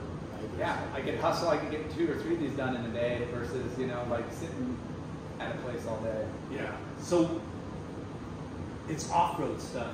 All off. And were you participating in off-roading like racing and stuff? We would go to the desert to the races, and we would go off-road our trucks. The term pre-runner. We'd go drive around Barstow Desert when the big races were there, and then you start meeting people. And then in Costa Mesa, there was a company. His name was Martin, but it was called Martin Glass. He just sold glass, like shower doors, fix your glass window, whatever. And they had a little Toyota race team. Jason, my business partner, he worked at a place called BMP Fabrication in Costa Mesa. They did like Mike Ness's Pontiacs with like lower them. I nicknamed the shop Hot Rods to Curtain Rods because he would literally build your hot rod, your off-road truck, or weld a curtain rod. Shower closure? Like whatever. Funny. Just anything to make a buck. Well, I talked to Jason like, we got to start like an off-road thing. It'd be cool, I don't know what the fuck we're gonna do, but let's just do it. And then I remember going to his boss, going, hey, let's start making off-road parts, and whatever. And his first thing is, there's no money in off-road. off-road. Okay. Well, I start making some parts and start selling stuff, and I hit up Jason again. I actually drove us in the alley. When you say you started making parts, were you fabricating? Yes. Like, and are you working with metal, fiberglass? Like, Metal. So like welded, like making an upper A-arm on a truck for my Toyota truck, like made an upper control arm, welded it, cut it, welded together the whole thing. Went to Orange Coast College, machined the little parts because I could use the machine shop, start putting it together and bolting those on the truck. Yeah. Then people are wanting to buy more and more of those. And then one day I'm like, I drive. Are you building something and then taking it out on at a race and people are No, like putting it on my truck and going off-road helps you lift the vehicles. Yeah. Bigger tires. And people are seeing that and they're like, whoa, who made this? And you're like, I did. Yes. Okay. And so, you know, back then it's like you either go to your friend's shop and talk or you wait till he gets home to call him because we don't have cell phones. So I drive over there, hanging out in the shop. I'm like, dude, we really got to do this. He's under some old truck with transmission fluid in his hair, fixing a leaky. I'm like, what do you we do? Just start a business, dude. Like, what are you doing? And so I had this one guy with a Ford Bronco. His name's Kevin Jones, and you know, we signed a 6-month lease in the same row of buildings as Chuck Dent's Surf Factory, back in the railroad tracks. Kelly Belmar next door. I don't know if you know who he is, but him and Chicken were skateboard manufacturers. They did Screaming Squeegees, and it was Kelly's wood shop, so you press decks and make wooden skateboard decks. He was next door. It was so much fun in the beginning, but we had the 6-month lease to trick out this guy's Bronco, but we got so busy through the whole thing. His girlfriend's. You leased a space, Yeah. a garage, Literally 21 for years old. one Bronco. Yeah, one project that would pay for it, but we have a spot to fix up this Bronco. Can't do it at the house. It needs like a proper. Yeah, well, that's what happened. Is at the house we're working, and the city came by. Like, you can't do this unless it's for yourself. But So we had this to- one project, Bronco, this guy obviously, what are you doing to the Bronco? Like a race refurbishing it? No, like it was kind of a newer Bronco at the time, so it was like a 91 or 92 Bronco, and this is 1997. So it's fairly new, but Broncos are just awesome for off-road. So we're doing coil-over shocks and roll cage inside, like a real off-road machine. So you had to take it apart. It's a 6-month. Took the whole So you thing said apart. 6 months Big is project. why, because you got to take it apart and install everything and put it back together. But we're like, we'll get it done in 6 months. So what is the cost and profit of it? No idea the profit. The retail price of this thing is probably like $100,000. How much was the rent? Because you know what I'm saying? Like, it's one Probably about truck. it's about $800 a month. And so back then it was like a 1,400 square foot building for like 60, 70 cents a square foot. Way back in 1997. Yeah. But But this is to put your signature on a lease or rent, and just for one job. One job. Yeah. But knowing that. that I'm going to be making parts and selling parts and take out some advertising. And so that's what happens is I went into the recycler, if anyone remembers that, and there were all these big ads, and there was this little square bold one you could buy, and I just put lift kits and Ford, Dodge, Chevy, whatever. Toyota. Simple. People would call. Like, oh, I see this. What can you do? We just ordered parts from Downey Off-Road or AutoFab or FabTech, and we would bolt them on. We just got known for installing these parts. So what you were embarking on this business was there other businesses doing it? Not the same way, right? Like, yes, there were people doing this stuff, but they weren't building what's actually on the race truck and selling it to you over the counter. And that's what we've strived to build, the very best product that will go on your truck, but you can go win a racing championship, which we did almost from day one. Our parts were going on race trucks, and the same parts, if you had a Toyota, you put on a Toyota, and they're on a racing line. So you're pretty much an installation, like a fabrication. But yet this Bronco was kind of like, okay, now we're getting now you're doing a lot more than just bumpers and Yes. lifts. Like, we'll do the whole truck. Do the whole thing. And we were busy since day one. And so the guy who owned the Bronco, his girlfriend, was the 6th employee in Buy.com. So he bought stock in that company. She was like rolling hard. They're not allowed to sell their stock. And so what happened was, as time went on, the stock just tanked. And he's like, I can't finish this Bronco. And we're like, perfect, because we're too busy doing this other stuff. So we just bought it. Like, we'll give you this money. We're not going to do your Bronco anymore. He just sold all the parts and pieces because he couldn't afford to finish it. I mean, he probably could afford it. How many months into this? Was this like a year? A year into it. Oh, maybe, wow. maybe a year and a half. But we, you know, it was a cool Bronco. So someone bought it and they finished it. He got his money back out of it. We're all still friends. And he'd come to the races for years with us afterwards. But we were just busy from day one doing it. And did you call it Camburg Racing? Yeah, Camburg. So Campbell is Jason's last name, and Zaiden is my whole name. So Camburg came from that. Ah. So it was just kind of, it was like the Motley Crue story. Like, put 2 dots over the U, it sounds cool. They're drinking Lowenbrau beer, and you know, it's the same thing. Like, what's just like a good, strong name. And I always kind of modeled the company off of like BMW, Mercedes, Porsche. Felt higher end, real crisp and clean. I want that feel. I don't want to be the Chevy dealership with the dude smoking ciggies outside. I want to be the higher end vibe. Yeah, the name, you know, Campbell. It's so important, you know, at the end of the day, you know. You got to be struck a nerve. Yeah, you don't want to be Sophisticated racing, bro. Well, yeah, you just don't want to, any name, any company, you don't want to be like a few years in and go, fuck, we got to change it, you know, we got to fine tune this, you know. Like, So your last name really Zaidenberg? Yeah, Zadenberg. Yeah. And so Is that German? it's from Europe somewhere. Yeah. Mishmash. This one, Heinz 57. exactly. It's up on the melting pot. Yeah, no, it's just a cool story, you know. And so that you ended up extending your lease at that space? we did, and then we got the building next door, and then the next building next door, and then the one right on the Slater, and then eventually moved to the one big building we're in now. And then now we have a building back to where we started. It was actually 7 CNC machines all slammed into there, and then we have the building behind us. So it still baffles me though, like, here you are. How old were you when you did this? Like 21. Okay, 21, which is still fucking really young. Grom. Still grown. You lease this building to work on one Bronco. Literally. That was the comfort. Thinking that this one job is going to That'll hold 6 months. hold 6 months, and we'll be able to like get more business going along the way. Yeah, and we did the weirdest things along the way with fabricating, you know, POP displays for Nema clothing. Like, we made these really cool retro metal displays, and you know, Mark would be like, "Yeah, I need like 200." I'm like, "Sick, 200, but I need 200 over a year." So we'd make X amount of them and store them. So it wasn't just like car stuff. We did anything we could to make with metal. Metal. Okay. So we got the wood cut out from the wood guy next door. We made a metal stencil and burned the logo into the wood. I don't know if you remember those. Really kind of cool retro-y deals with the wood and What the was that sun. guy's name for Nema? Mark McNabb.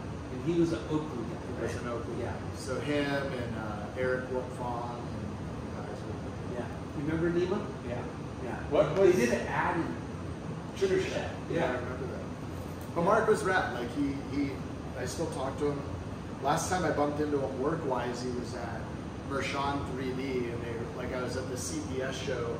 You put on sunglasses that look like sunglasses, but they're really 3D glasses. And you watch a flat panel TV, and you're like, bro, like TV has changed, but we're still not watching it. Yeah. Like, I thought for sure we'd be there. And that was 10 years ago. Oh So shit. wild.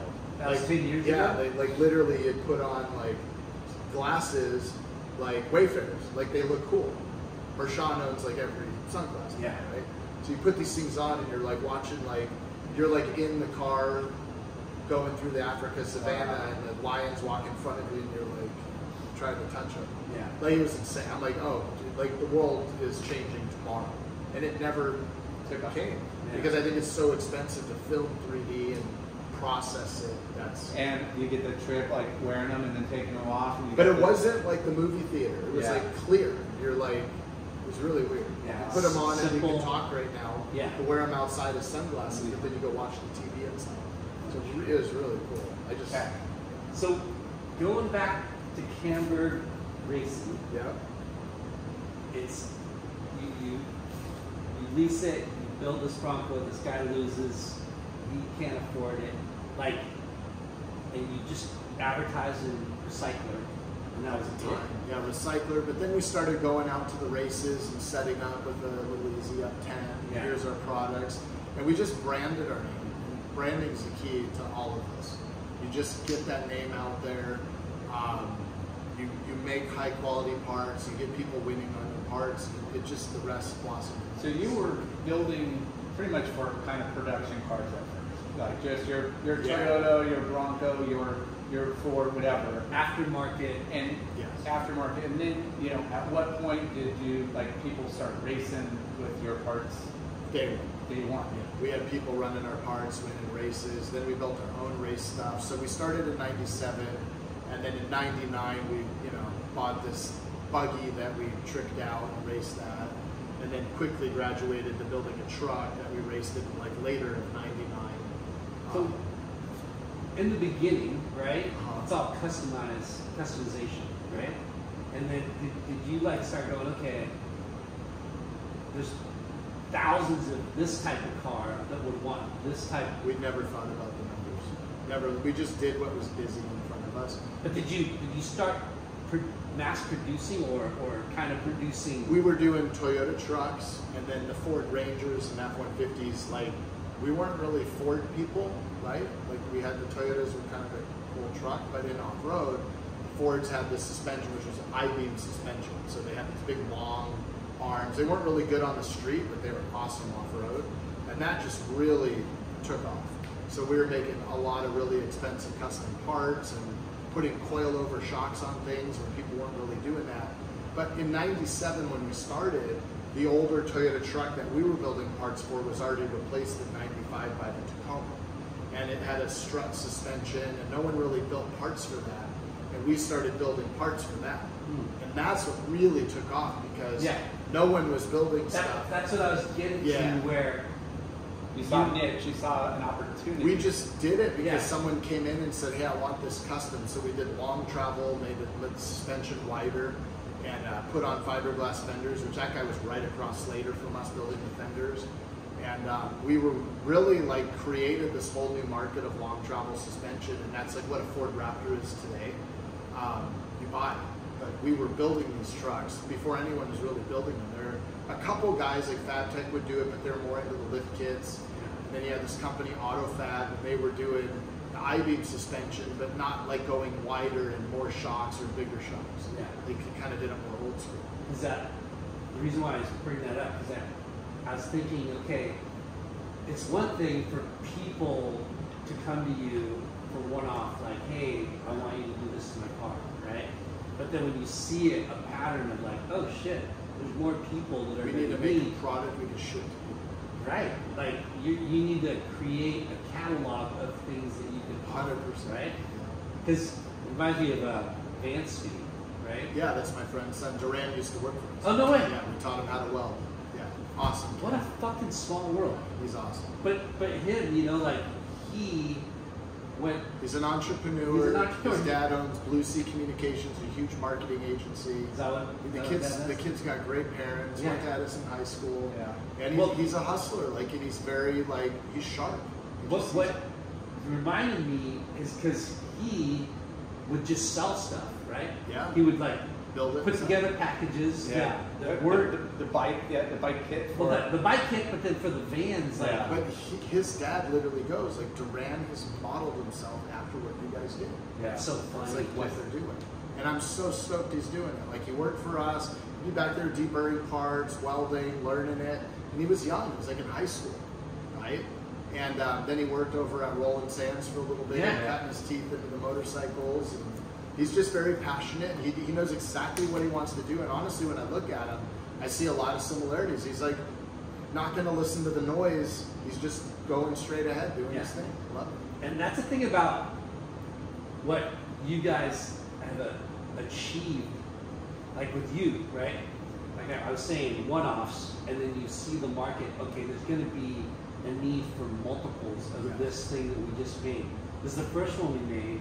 This guy wants it. This guy wants it. There's going to be other people that are going to want it. So you start building a staple. It's just like a surfboard shaper. Yeah. Not just, hey, come order a board, but hey, I have them on the rack and I'm going to ship them. Yes. But you could also grab them as like package deals too. It's like, hey, well, if you're gonna do the long kit and this bumper and then the fenders, and you start creating this like with Duran, when he started VanMart, right?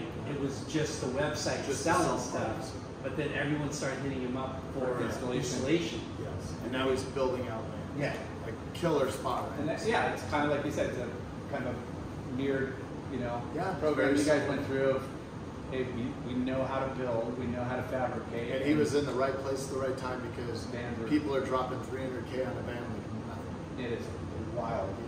It was a perfect storm for that industry, our industry then. Yeah. All our industries. But I do want to make a quick little plug here. So coming back, the very beginning of Camburg in '97, like not a lot of people had a website. And I had a website. So I shot photography. That's like one of my favorite classes. So I went back to Huntington High School and gave Mr. Morehouse all my film gear. I go, just take it. Oh, digital will never beat film. I just did because I just gave it all to you, and I bought this Sony Mavica floppy disk digital camera, so I could just literally unplug it, put it in, and upload it FTP style onto the web. Yeah. Right? Kind of nerding out here. But Aaron Owens, who you guys remember him? Yeah. He helped me build my first website. Aaron Isaac Owens? Yeah. So Aaron, I got some cool desert shots, and he taught me this HTML thing and how to do it.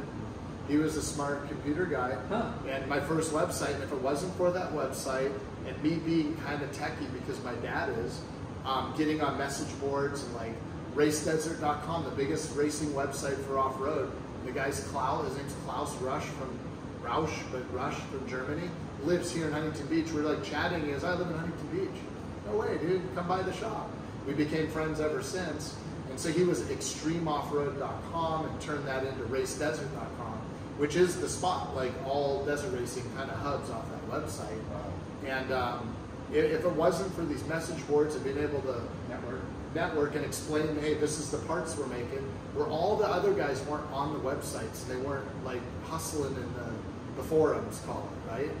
And because of that, I really, that is why we became successful so quickly, because we spoke to the world, right? Instantly. Where back in the day, you'd have to take ads out in magazines. Like, we took ads out in magazines, but we also had the free internet to post them on. Yeah. Huge. Plus, it helps educate you on like what's going on outside of your bubble. You know, like hey, you're getting exposure to other people that have a lot of similar interests and obviously the same industry. But like, what are other people doing? It's crazy how viral you can get on the internet. But then it's also hard when you purposely try to do it. Oh, it is, yeah. Like you have to know it's going to take time, but there's also a lot of noise because now everybody's on there. Yeah. But you can be, if you do good work and you make a great product, you can be known right now.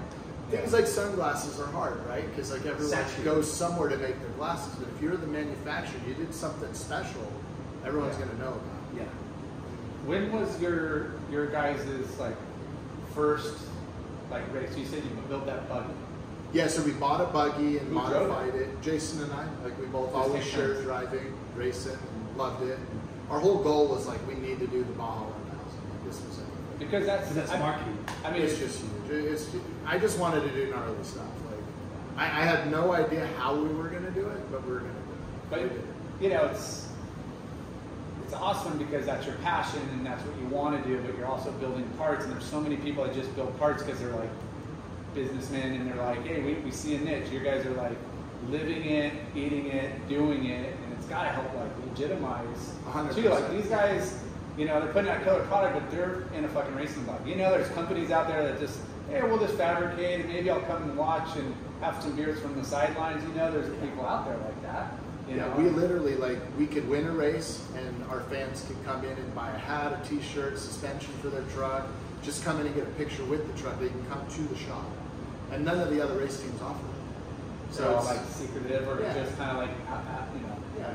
It'd be like, if you go buy a surfboard from whoever, like say it was Channel Islands, but when you go there, you're meeting Tom Kern, right? And you're hanging out in a showroom and you can buy the stuff to be a fan. Like we create fans out of our customers. Yeah. Smart. So, off-road racing, because it's like Baja 1000. It's not like a regular track, right? No. Like I'm totally I've raced. oblivious. Well, there's all these classes, like so there's different levels, so it's like what kind of equipment are you going to be running, So there's stock. There's literally a class 11 class, which is a stock Volkswagen Bug with bigger shocks on it, and they go race. And then there's a trophy truck, which is $1 million piece of machinery with 1,000 horsepower that goes over the biggest bumps of the desert at 100 miles an hour. Fucking wild. And they'll top speed out at 150. So over the craziest terrain ever. With booby traps. To explain to me and people that listen to the podcast, you create attachments that make your vehicle off-road like. Yeah, so the best way to explain it is if you have a Tacoma, Tundra, Raptor, whatever, it's not that great off-road. Now we put on really good shocks and all new suspension, like upper arms and lower arms and rear suspension parts, bigger rims and tires. Yeah. And make it literally like you can race on that suspension. Like Toyota came to us in 2017, and when the new Tacoma came out, they had this whole launch of what's now known as the TRD Pro, and we built one, and Jay Leno and I raced it at the Mint 400 race together. Jay Leno? Jay Leno. You were in a car with him? Well, no, him and I were the drivers, and high-fived, and he started, and I finished the race, and we won a race together. It was pretty cool. When was this? 2017. Yeah. That's awesome. The Mint 400 is a really famous race out in Las Vegas, probably one of the most, it's like 400 miles, non-stop, of the gnarliest Nevada desert. Like way gnarlier than a Baja course. Baja's just gnarly because you're doing 1,000 miles, and you're going through farmland and silt. Logistically, it's very difficult, where the Mint 400's got probably bigger, more rutted out, overused race course with giant rocks, but you have pits. So like help is right there, sort of. If you break in between pits, you're kind of screwed. Yeah. But if you know you have a problem, you can pull into a pit easily. So it's logistically a little friendly. So you guys, you're creating a brand, you're creating a fabrication company side by side pretty much, because you started getting sponsorships for your racing, where you're not funding that, like your burden, because it's so expensive to build we were these things. one of the only teams to probably profit from off-road racing. Yeah. Like we have Because everybody sponsorship. funnels it in. So We looked at it as it's part of our marketing budget. So if we bring in this huge marketing budget and we have the race team, but we have the facility and the employees in place to do day to day, and if they're 80% busy making us money, 20% busy getting the race team ready to go, it doesn't really cost you that much to do it, versus some of the big dogs that'll be out there, like the Herbst team, or when Alan Pfluger was out there racing, or these guys, they have their own shop with their own employees and chase trucks, and it's all over it. Yeah. So when you start saying like you start taking over different garages or spaces in growing things. Yeah, you're starting to grow the business. Like, what was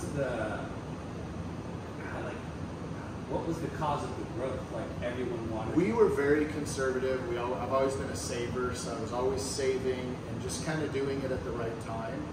And I mean, it took a number of years. I'd probably say like it really got really good and serious in around 2014, 2015, and then 2016, 2017, we landed a really cool.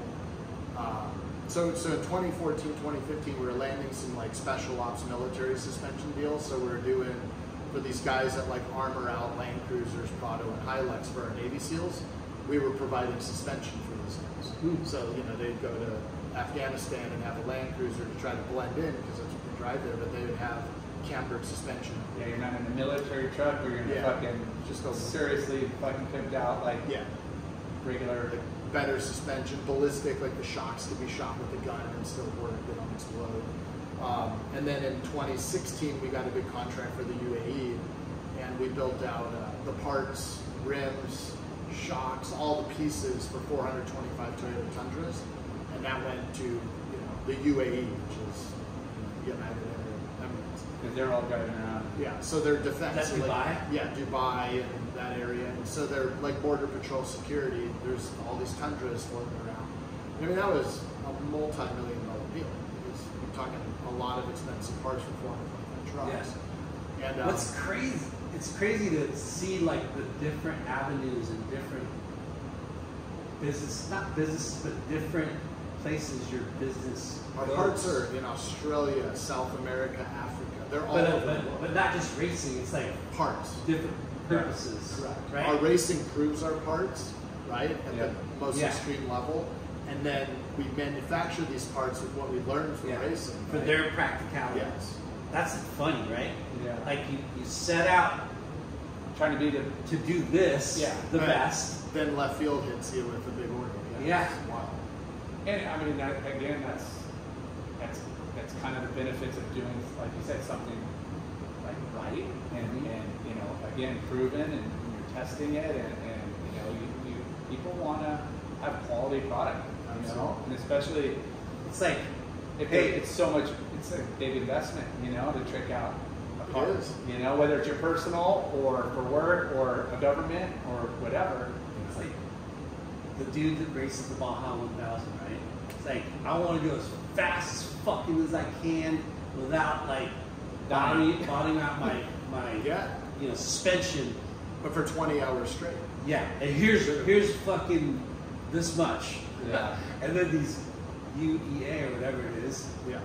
the Emirates, these guys are like, I want the smoothest ride in the desert. They just don't want it to break.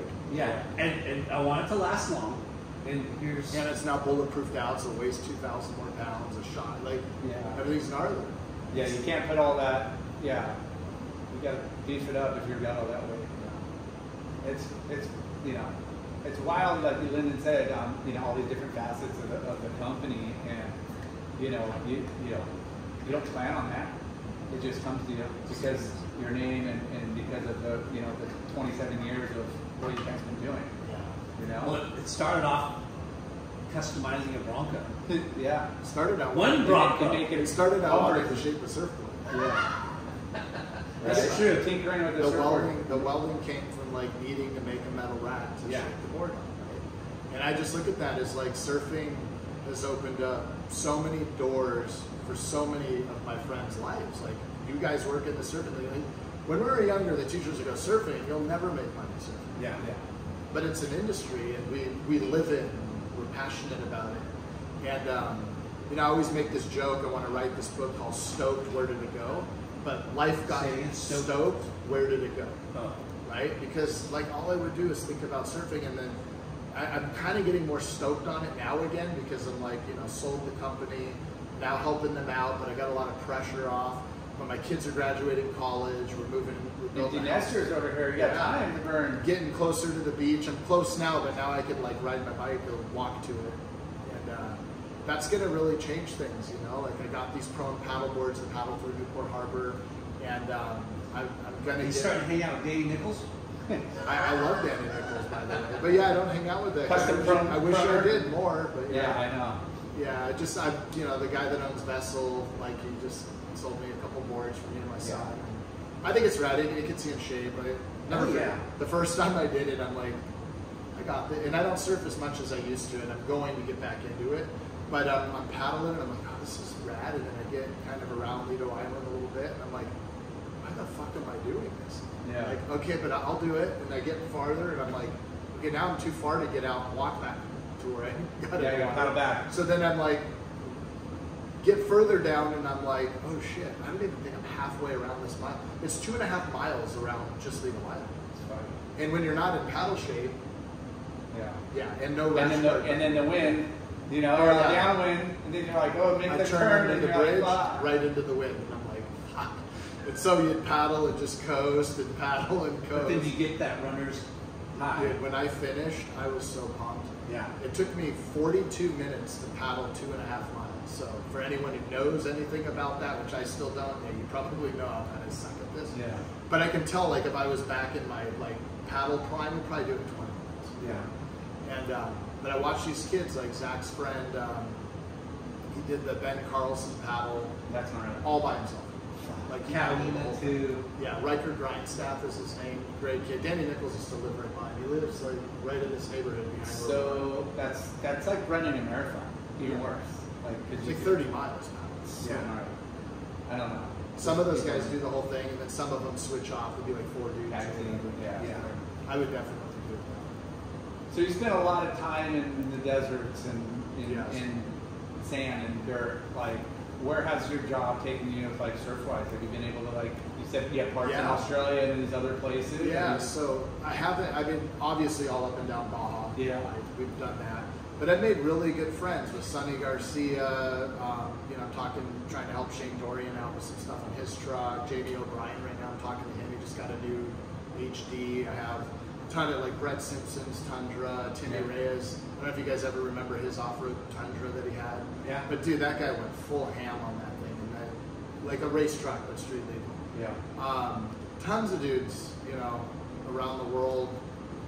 Our parts are on, and it's just really cool, like, you know. But did you mix business with pleasure? Yes, I would go out and stay with Sonny on the North Shore and, you know, borrow his boards, and he'd always get mad because I'd pull his Rockstar logos off because I'm a Monster guy, so I'd rip off his sticker, the Rockstar sticker. What the fuck? Did you get sponsored by Monster? I've been with Monster since the brand started, yeah. Wow. They've been one of our main sponsors on the race team, and now we switched to the Beast Unleashed, which is a new alcohol company.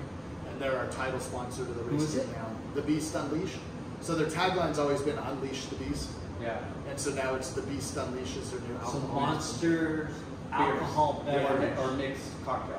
Yeah, no, so it's a malt liquor. So they have malt liquor. They bought a brewery, but it's a malt liquor, and there's no energy in it or sugar. It's just a drink. And then they have all the teas. Yeah. So like they have Nasty, like Nasty is, you know, you'd love that one. That's right.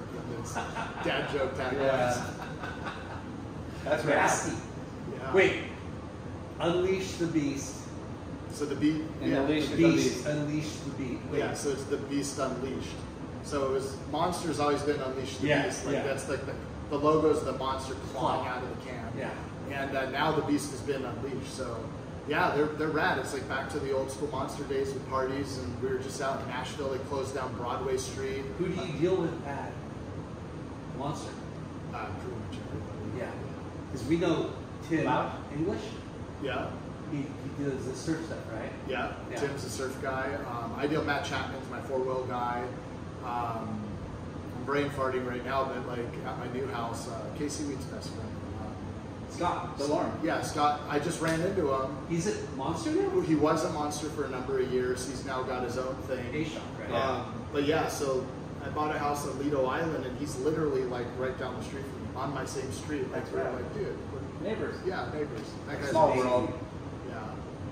So Monster, you know, what other like, you know, sponsors that you know that you guys have right now? Yeah, so Scotia Industries, they're up in Ventura. His son's Ryder Alves. He's like probably one of the top 20 kids in the country for a while. Yeah. The kid rips. He was like his Instagram. I have a couple of their products because it's like What a is dashboard. that? It's like my phone, the magnetic like dashboard, phone hookup and stuff. They make like water bottles now with a little mount on it for your phone. Yeah. All your charging cables. That's it. All Yeah. the batteries. Tons of stuff. They're a massive company in the tech world. But Cass, the co-president, him and his brother are the president. His dad started the company. But they've been a sponsor for like over 10 years for sure, maybe closer to 15 now. They've supported us as one of our main sponsors. When you say sponsor, you're talking racing. Yes, like funding the team, funding our video content we do on like overland off-road trips. So we do racing, and then we do just like off-road camping, people call overlanding. You know, we'll go down to Baja for like you guys 6 do a lot of months. So is it the vlogs of your world, like surf, like Jamie O'Brien? It's like the same thing. Like we'll go on a you know, 3 to 6 night camping trip and posting on social media, but then we edit rad videos. Yeah. Just How living. funny. It's rad. It's like, yeah, doing stuff you love, but you're also like showcasing your guys' equipment, you're endorsing products, or, you know, it's collaboration. Yeah. It's social media. It's what the guys that do the vlogs for surf. Yeah. That's what you guys do for off-road and camp. You know, you look at a guy like Jamie O'Brien and his following's like 1 million+ people. Yeah. And what's the guy doing? He's just being stoked all day, like sharing the stoke of surfing. We want to watch it. Psyched. It's just being psyched. Yeah. It's entertainment, right? And then you got some of these guys that just rip at surfing, and they wonder why they're losing sponsors, and they post once a month. You know, and it's like people want to watch what you're doing. You're that good. They want to pay attention to your life. I mean, if you have a personality too, I mean, that's the point, that's right? If you have the talent and the personality. Yeah. But not everybody's. That's why we're growing so fast. Yeah. But not everybody's a marketing. You know, they don't have it. But you know, there's not in them. You could put a team together. You know. So racing. Yeah. Are you still racing? Like, what do you do? Now that I sold the company, we have a race team. We have a young gun in the truck now. I mean, we won King of the Hammers, which is a big race in Johnson Valley. We just won the Mid 400.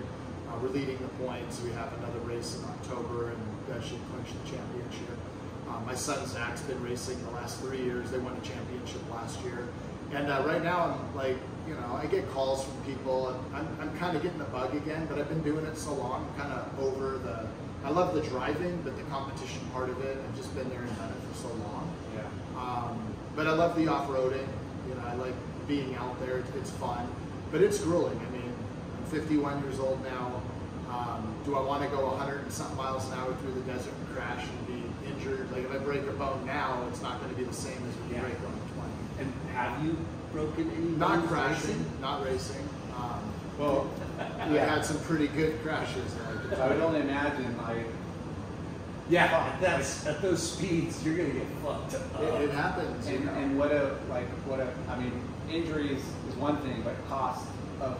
Well, that's honestly the thing in the back of my mind when I'm racing is like if I crash now, like not only are we out of the race and ruining results, thinking about how the pit's gonna go down, you know, like because I'm running things too. But if I crash that truck, it's like $150,000 to fix it. Like easy. It's not cheap. Yeah. And does that happen? Luckily for our team, yes, we've had a few crashes, but nothing very bad. We've had bad crashes when we were younger and less expensive trucks, but it's still like months. It's a huge setback, and huge. Like you say, you're going against, you know, other deep pockets where they have multiple trucks. Like, you know, there's billionaires out there. Yeah, there's big money in that. Yeah, there's some pretty wealthy dudes out there. Which is cool because you're you know, talking you guys the upper end of we race the top class with dudes that will spend $10 million a year on racing, and we're spending $1.5 million a year on racing. And you're beating them. Yeah. You got to have the whole thing, you know. So it's like it's just like shaping a surfboard.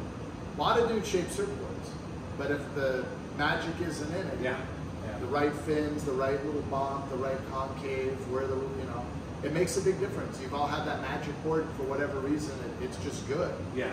Well, you know, like you said, you guys build and you test and you kind of, you know, just put the blinders on, so to say, where you're not like just so like, what's a competition? And should we change it? Oh, they're doing this. No, just stay in your lane and know what do what you know.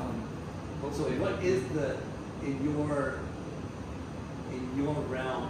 What's the most prolific win you've ever had? Because I'm oblivious to any off-road. Yeah. No, it's a great. Winning the Mid 400 was huge. We've won it. 400. Yeah, our team's won it 3 times. And do you win money? Yeah, I mean, we won King of the Hammers this year, and I mean, it cost us $100,000 to do the race, and we won $12,000. So no, we're losing money. I hope you sold a lot of hats and merch. Yes. Yeah. Do you sell? We're selling parts, yeah. But the sponsorship, right? So we're helping all of our sponsors win because we have a lot of really high-end sponsors. Yeah, that's the beauty of your industry and like racing in general, or you're a billboard, you know. Yeah. Now, and you're getting all these different people. You know, hey, we love your program. You guys are easy to work with. You're cool. You put out a good product, and you're winning. Like it's just like, oh, let's work together. Yeah. So this Mint race, say it again. So Mint 400's in Las Vegas, a very historical race. It's been going on for years. Since like the 60s. And it's like it's the biggest race in the United States when it comes to being in Las Vegas and the Fremont Street experience of being closed down and tens of thousands of people checking out trucks and, you know, buying products and meeting the brands. It's kind of like a mini expo. Yeah. It's big. It goes on for like over a mile. Is it a one-day thing or? It's like you're in town for 4 days. You know, you have tech and contingency. That's like 2 days, and then you have 2 days of racing, Friday and Saturday over at State Line, and it's a huge one. Yeah. I mean, yeah. What about all the like shows you guys have to participate at? Yeah, like mean, next week I'm heading out to Flagstaff, Arizona for the Overland Expo West Show. That's in Flagstaff Friday, Saturday, Sunday. Not this weekend, but next weekend. And we'll be out there, and we have a booth, and we're bringing trucks and hats, merch, all that stuff.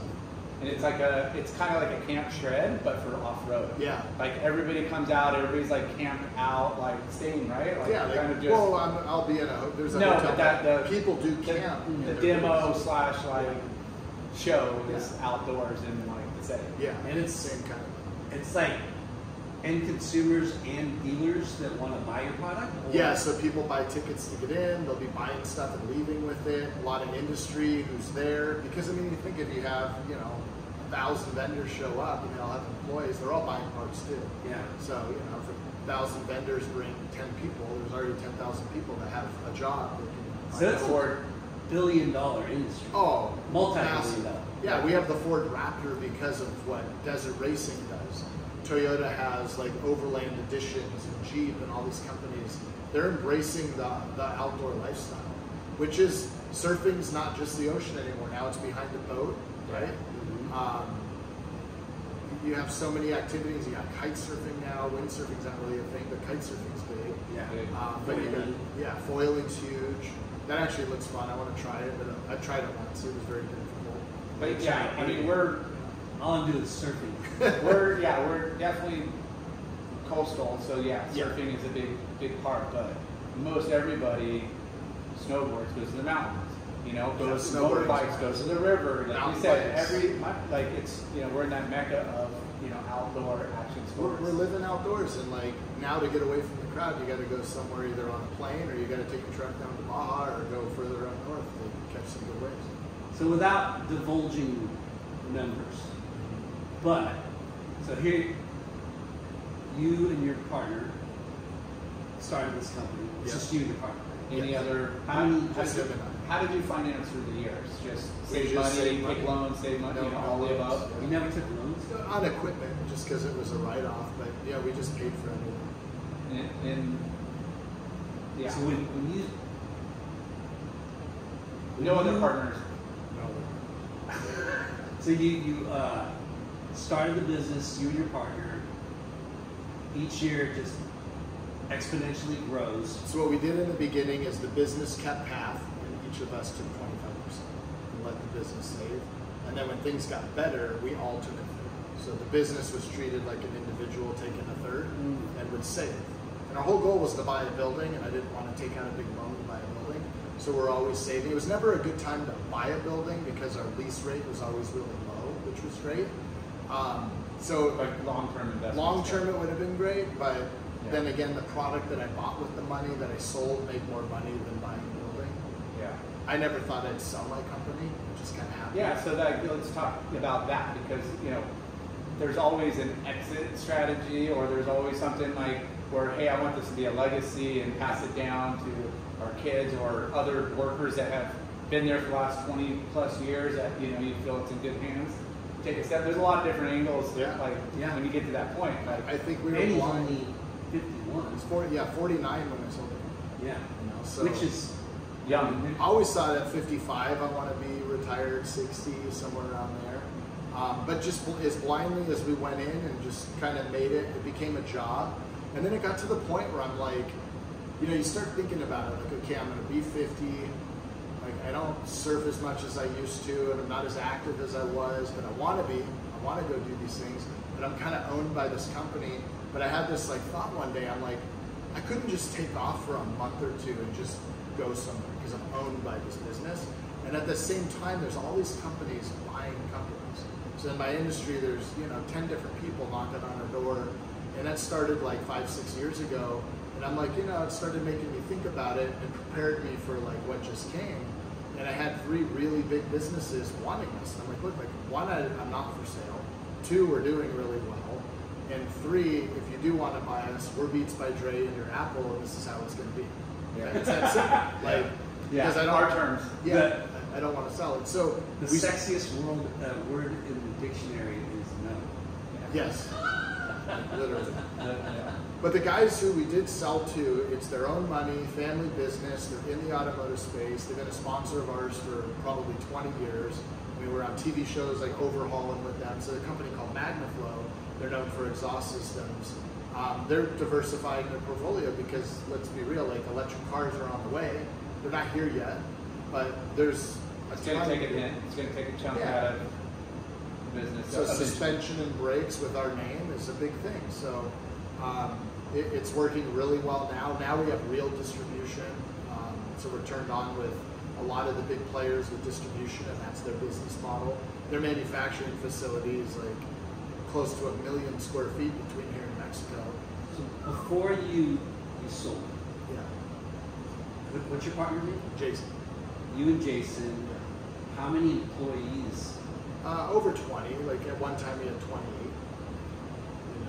And we're doing fabrication, like so everything's like a higher dollar per hour, call it. Like we would always bill everything. That is very skilled work. Yeah, it's very skilled, and that becomes difficult too because we have SpaceX down the street, and they're nabbing people up. Rocket Lab. So we're like the training facility where they go there and make more money. Yeah. Right? They hate their job. They love working for us. But they just make more money with better benefits. So for us, it just that's got to be hard to compete with that. It's hard to compete with that. Like you pay a guy $25 to $35 an hour, and those guys are offering people with hardly any skill that are deburring parts $40 an hour because they just need bodies, right? And that's hard for a fabrication shop. But now with that merger, right? They bought Camburg. Now they have 401k and benefits, but more like a tech company. It's not like basic. It's actually really good. Yeah. And so that was the big positive for our employees. And for Jason and I, it's like a breath of fresh air now. It's like we did our thing, we worked. I've worked since 7th grade, 8th grade. Like I've been working my whole life. And now it's time to not work. I mean, what a blessing to be in that position. Yes. Like hey, we don't need to sell, but we can. But quality of life, goes quick. You know how life goes so quick, and it's like we paid our dues. This could be a really good opportunity, not just for you, but for your employees and for everybody. For the wives, for the kids. Yeah, and you were saying it's heavy because entrepreneurs that work hard, that create a successful business, you own that business, but that business owns you. 100%. Like you said. There's differences, like, you're tired when it comes to your coaching your kids. Like, things are just different. You're always on your phone. Yeah. It's like real estate agents probably do the same thing, right? Except I have to go to this building and be there all day long every day because you're watching over your employees, right? Make sure no one's taking parts out the back door. Yeah. And so you're managing that. You're buying insurance. You're dealing with the CPA. You're dealing with payroll. You just wind up as it gets bigger dealing with more problems, and it takes the fun out of it. Now all the fun. More money, more problems. Yeah, exactly. Heard that before. Yeah. It's not a bad thing, but it does. Yeah. It is a reality. Well, I mean, it's again like surfing helped shape your life and where you're at like today. And it's just fascinating people's journeys on like, hey, surfing's awesome, but like also like building shit, and the fact that you guys went from bumpers and lift kits to now. I follow you. I see all the shit you guys post, and it's just like so intricate on all the like components you guys make. It's like holy crap! Like, and you see like full production, like stacks of like, okay, these 40 are going out like this week, like and you're shipping them all over the world. It's wild. I mean, what about the raw material costs? Like all of it. I mean, I'll buy a pallet of aluminum and it's $25,000 and it gets machined into parts, right? It's thousands of pounds of aluminum. And yeah, it's wild. And then back to the surfing thing, it's like, you know, you've had sponsors. Yeah. So you know how to make your sponsors happy and negotiate. And, you know, the most important thing I took from surfing is the marketing. Surfing, the marketing of our world was massive. Like, we created fans. Yeah. We built brands. And that's what I put into Camburg. So, I mean, I really think the surf world for the brand building experience, right? Yeah. That's huge. Yeah. That adds value. A very important part of a business's, a company's success is marketing it right. Yeah, I mean, it depends on the product. I mean, there's commodities, styles, and that don't really change and need to change, and you know, you're kind of getting it. But when you're in like an industry where there's a lot of competition, but you know, being cool with good product, it's going to go a lot farther. But even if you think of a hat, like a New Era blank is still a New Era blank compared to it's got a brand. Right? Yeah, sunglasses, all of them. You know, it all helps, right? Yeah. If you want to be on the high-end brand, you just want to be, you know, commodity products or commodity products. But like, think of the wax you buy. Yeah. Like, there's good waxes. We only use Foo Wax. The ickiest wax in the game. And it is, you know, it's freaking building a brand. You know, it's not cheap. You know, like most bars are $2 or $3. It's like $5 or $6 at the shop. Yeah. It's like because there's limited supply. It's hard to get, and you don't need to use as much. You can just I need to try that stuff out. Use a base coat and then just a little. You'll never get off it. Yeah, it's the best shit. Any like surf trips memorable like you've been on? You know, you said Baja, Mexico. 2 of my favorite Hawaii. trips. You've done Cavi or? I've done Namotu. Namotu. I loved Namotu. Yeah. That was my spot. But mainland Mexico, the Sinaloa surf camp with Patoli, this big laugh on Goofy Foot. So I remember it was massive. Like, I remember pulling up in the boat going, gosh, it doesn't look that big. And the boat guy's going, whoa, like I haven't seen it as big in 5 years. It was massive. It's probably double, triple overhead, perfect lefts. And when I Google Earthed it, it was over a mile long. No joke. Yeah, it's normally not that, but the swell was so big. It was so big, how it pushes through the bay, and just how perfect the reef and everything was. It's over a mile long. Grant Gold, he's a pro longboarder out of Newport.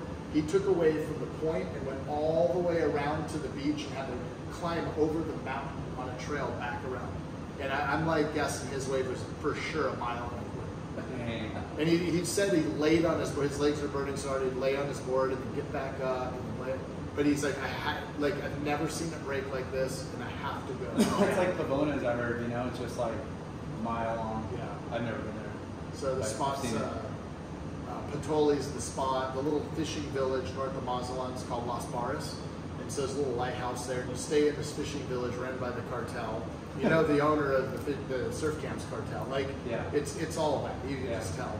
But you're cool. Like, no one messes with you. It's a cool little community. We bring soccer balls to the kids and baseballs and stuff. And then they take you in a boat and you just surf all the Never been to Mainland next. I need to go. It's mind-blowing good. And then it blows out, and then you go fishing, catch big Dorado. So that was amazing. And then going into Motu, Fiji, I remember getting there, and it was like just perfect head-high lefts on the Motu. Some Goofy Foot. So I like that left, but then they have a right called swimming pools. And it's just this perfect, rippable, fun wave. Like, if I go out to cloud break and it's double overhead, I'm not surfing. Like, I'm not in that shape. When I was younger, I'd do it. I'd dive. But it's a different wave. It's a different, Yeah. I've never been there either. Yeah. Go surf D-Land and Rockies, or you could go surf like, Waimea Pipe, like. Yeah. Yeah. I mean, the waves, like, how long has Fiji, Cabarua been around on the map? Like, for as far as 30, 25 years, they started, the early, late 80s. Yeah.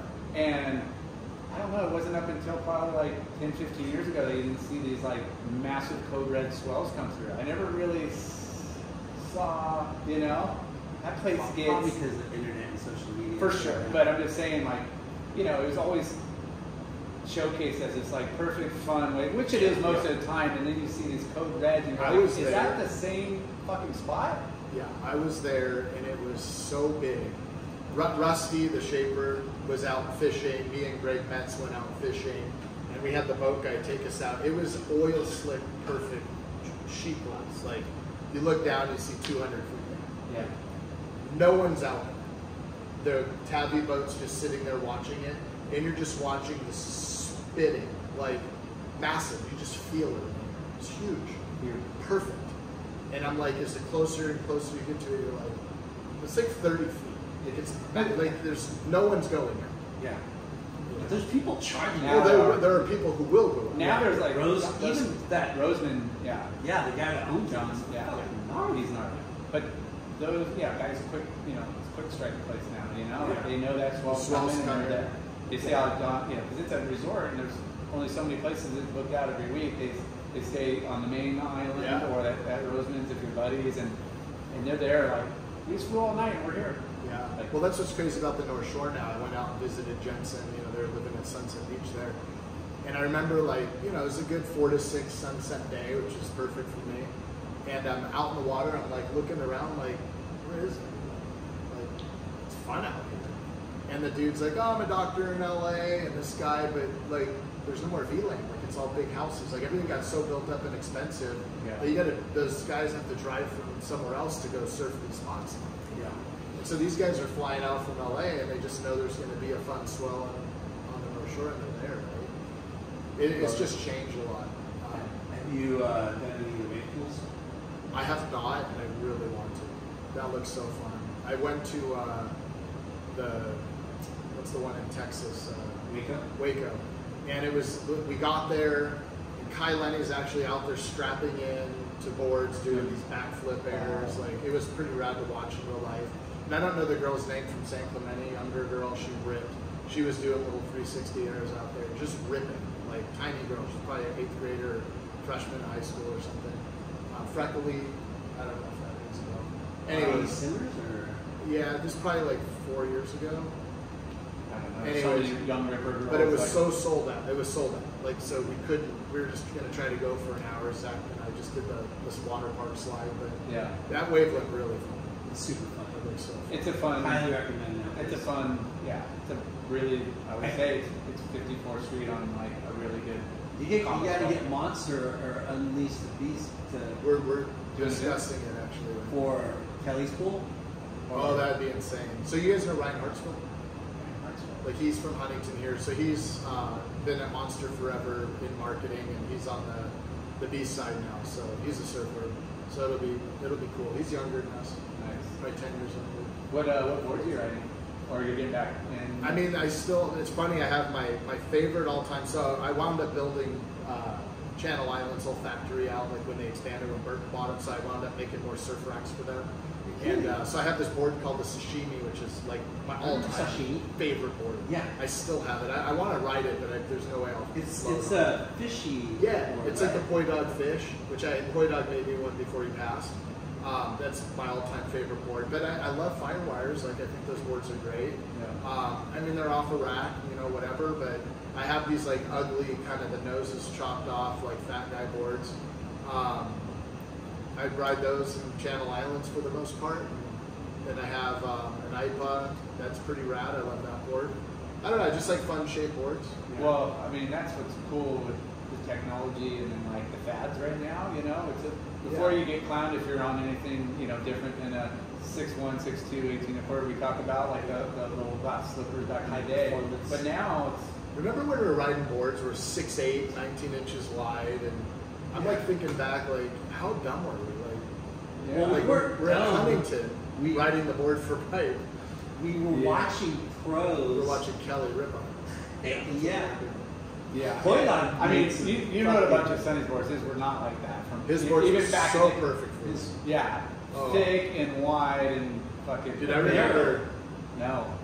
This No. was wide too. No. Sonny got fat, dude. Like, I would tell him, like, they'd slap his belly, he'd get all mad. But yeah, he was like pushing 215, 220 for a bit. I'm 195. Like, right now I'm about 200. Dude, I got on one of his boards. I'm like, dude, this thing's magic. They're so good. Foam is your friend. I always say that. Like it's you know, your feet are in the right spot. Yeah. You're gonna be able to turn it. Yes. You know, like it's not like the old like guns where it's like, well, this thing's stiff or whatever. Like you put on the fucking kettle stomper and you can fucking whip that thing. I like a lot of foam, but pinch rails. Like, I love that. Right? So, yeah, it can't be too quirky where you can't sink the rail. Try to, That's when the you get going. That's a finesse. When somebody, you know, we talk about leaders and all that shit. No, all you had to do back in the day was just put it on your arm, kind of run along the rail, and be like, you could just tell. That's my foam. Or hey, that's a little too thick or too thin. And the fins, the technology in fins, that was the game changer for me. You know, you could put small fins on the board, right? And it was small and build a lot of speed, and then you can change your base and your profiles. It's a trip how that addition, removable, exchangeable fin systems. Jeez. It's a whole new world. I mean, yeah. My toolbox. For traveling and well, you're not snapping fin boxes out. Like I used to do those UL fins, the foam cores, like glassed in, and like fuck, I hope they don't break this and it's going to Hawaii. Yeah. You know, and then now it's like they all pop off and you bring it. But I have this big toolbox in my Matco toolbox, and one whole drawer is just full of future fins. Like I have so many different fins. Yeah. And I love playing with it, you know, because you can build, you know, chest high day, you can put some smaller things in that board.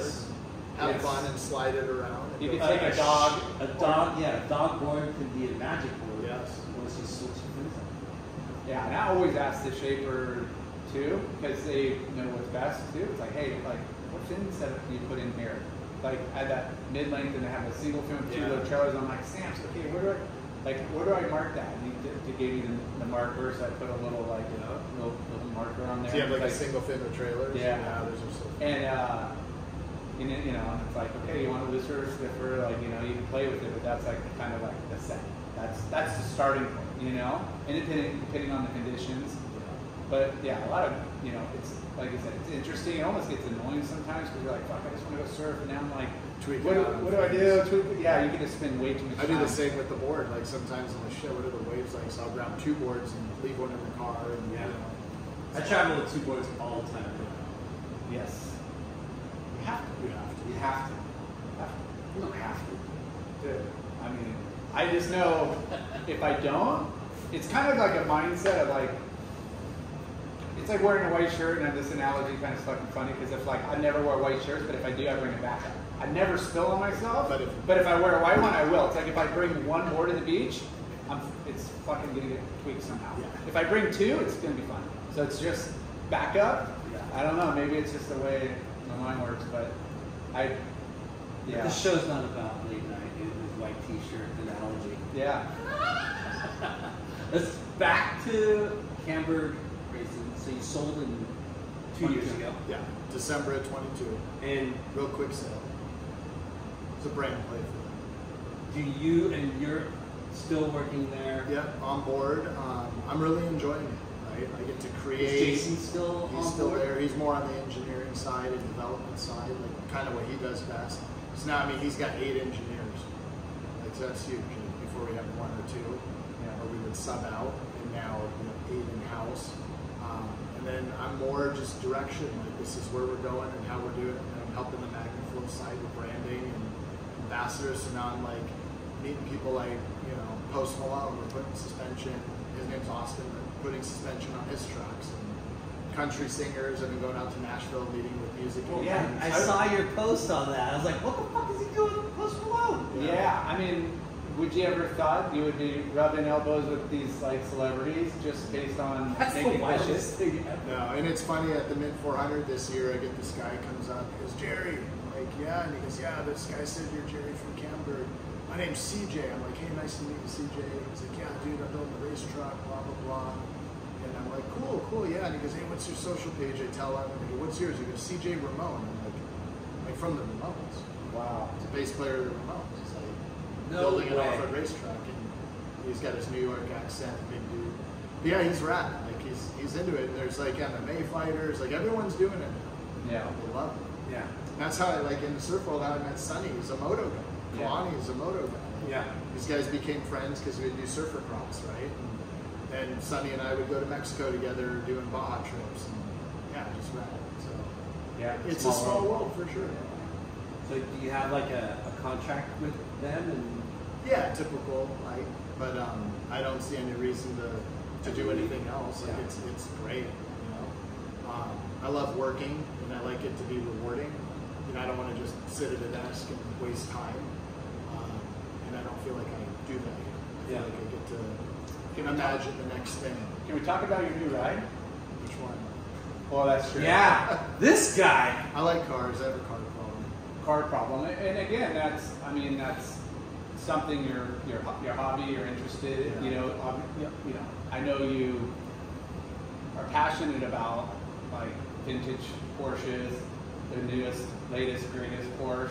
You have you said a fun handle, a little side, you know. What do you call it? Like a little viral? Yeah, so I have just this page. It started off like, you know, going to Cars and Coffee and posting like car memes and stuff, just Supercar Jerry. But no, Supercar Jerry? Yeah, it's just something 340 and it blew up, followers. Like, tons of viral posts on it. Is that your Instagram handle? Or yeah, my main one's just my name, Jerry Zaiden, but then that's like a fun one for the cars. And then I'm into the cars. Like I love older Porsches. There's something about it. It's like a fancy Volkswagen Bug. It's got an air-cooled engine, and you just bang through the gears on those things, and you're just connected. And it was my favorite car as a kid. I remember one of my friends, his dad bought a brand new, and I'm like, ah, yeah. That poster. Remember that poster with all the red cars? So good. It was like iconic, you know. I just love cars. They're sexy cars, that's for sure. They you know, even the ones, you know. Like some cars, they go through a designing phase where they just kind of like, yeah, those ones have all, you know, just always look good. What's the proper pronunciation of that? Porsche. Porsche. Night Everyone or night Porsche. Yeah, Porsche. Porsche Carrera was the one that was super popular in like the 90s. Carrera. Yeah, Carrera started in the early 70s, and yeah, so. Actually about 65, I think it was. And then the 911 is like 911 65, yeah. And then the Carreras were, I want to say 80s, like the true Carreras. Yeah. Everyone thinks there's a Carrera, but the 911 is still what they're called. They're all 911s. They were 356 from the early 50s through 64, 65. There's some cutoff year models with VIN tags. They're kind of geeking out on it from a car show perspective. But no, they're radical cars. They have style. You get in it, you just feel like you put on a rad suit and you drive it. Yeah. So being this, you know, kind of car celebrity enthusiast, do you get like deals, or you just want a number and a name and you order it? No, I mean, I thankfully don't have to pay the same price for these cars people do. There's huge markups. They're very rare. Yeah. The new one I got is called the GT3 RS, which is literally a street legal race car. They sell for 150, 200 grand over window sticker. Yeah. Fortunately, I don't have to pay that. Yeah. I've done some work with Porsche Southern California. And like you go to the Porsche Experience Center. I've been in their commercials and driving on the track. 405 freeway. Yeah. That's fun. And I've met so many rad people. Like there's so many people you meet. And you're like, oh, that guy started Nike. He's got a car collection. Yeah. All those guys own X Games and they have Porsches. And then there's contractors and dudes that used to be in the circle, you know, just all kinds of rad people. Yeah. That's rad.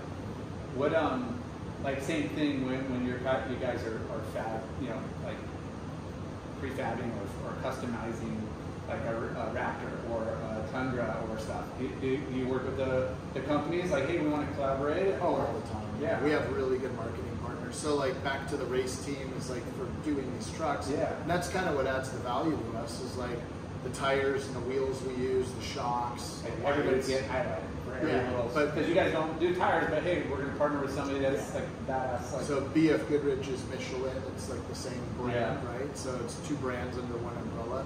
And so like on the Michelin side on my Porsches, and then the BF Goodrich side on the trucks. And then Michelin flew me out to the 24-hour of Le Mans last year, which is the famous race in France, and it's the 100th anniversary. Wow. And I had like, you know, when you're like a kid, remember when we painted the bleachers for the European Pro, right? And painted Andy Bruno. So same thing, you get the VIP All Access Pass, but I got it at Le Mans, so I'm like next to movie stars and we're chatting about whatever, supermodel, whatever, right? Like, it's just radical. Like, the opportunities. It's taking you everywhere. Everywhere. Yeah. I love it.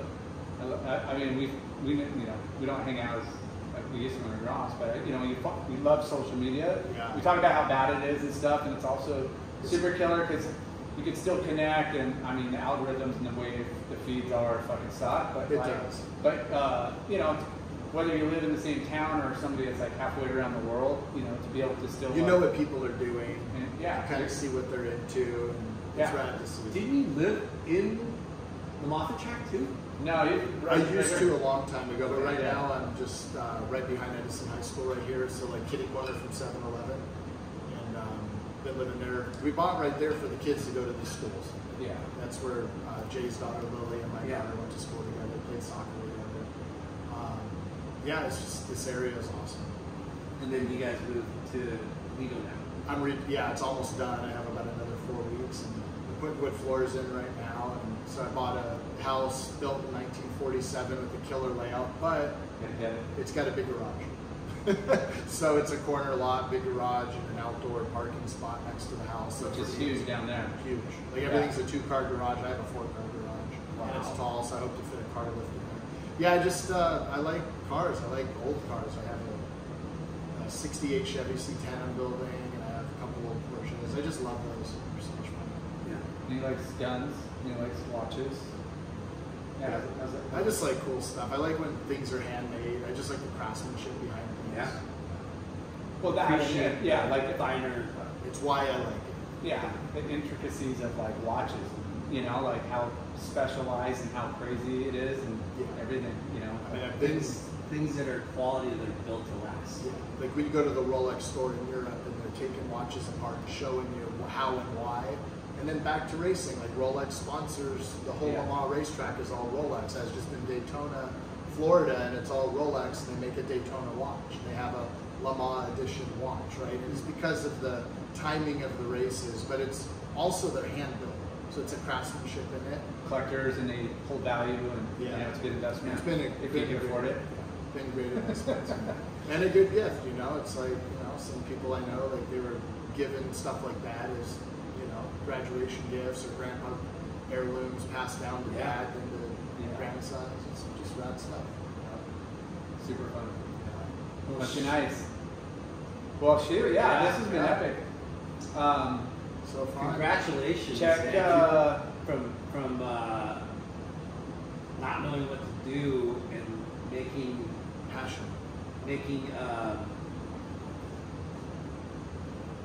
one of the first shaping machines.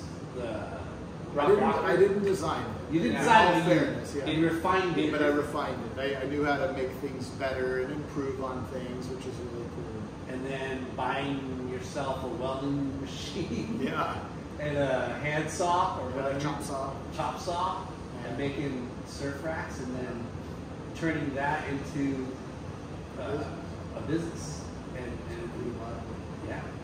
yeah, I mean, I think you just said it right there, passion, and we weren't thinking of the dollars. No. It was just, this is what I want to do. Yeah. Just like the kid, like that, we grew up with that got a surfboard and he's like, I'm just doing this. Or the skateboard or the BMX bike or the snowboard. They just did it. And, it's like, we were right at that generation that was able to make money doing all these sports.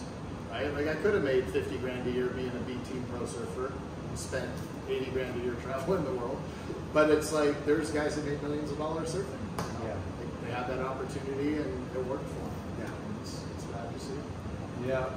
Congratulations. Yeah. And you're still doing it, and you're getting back into surfing more. Getting pumped.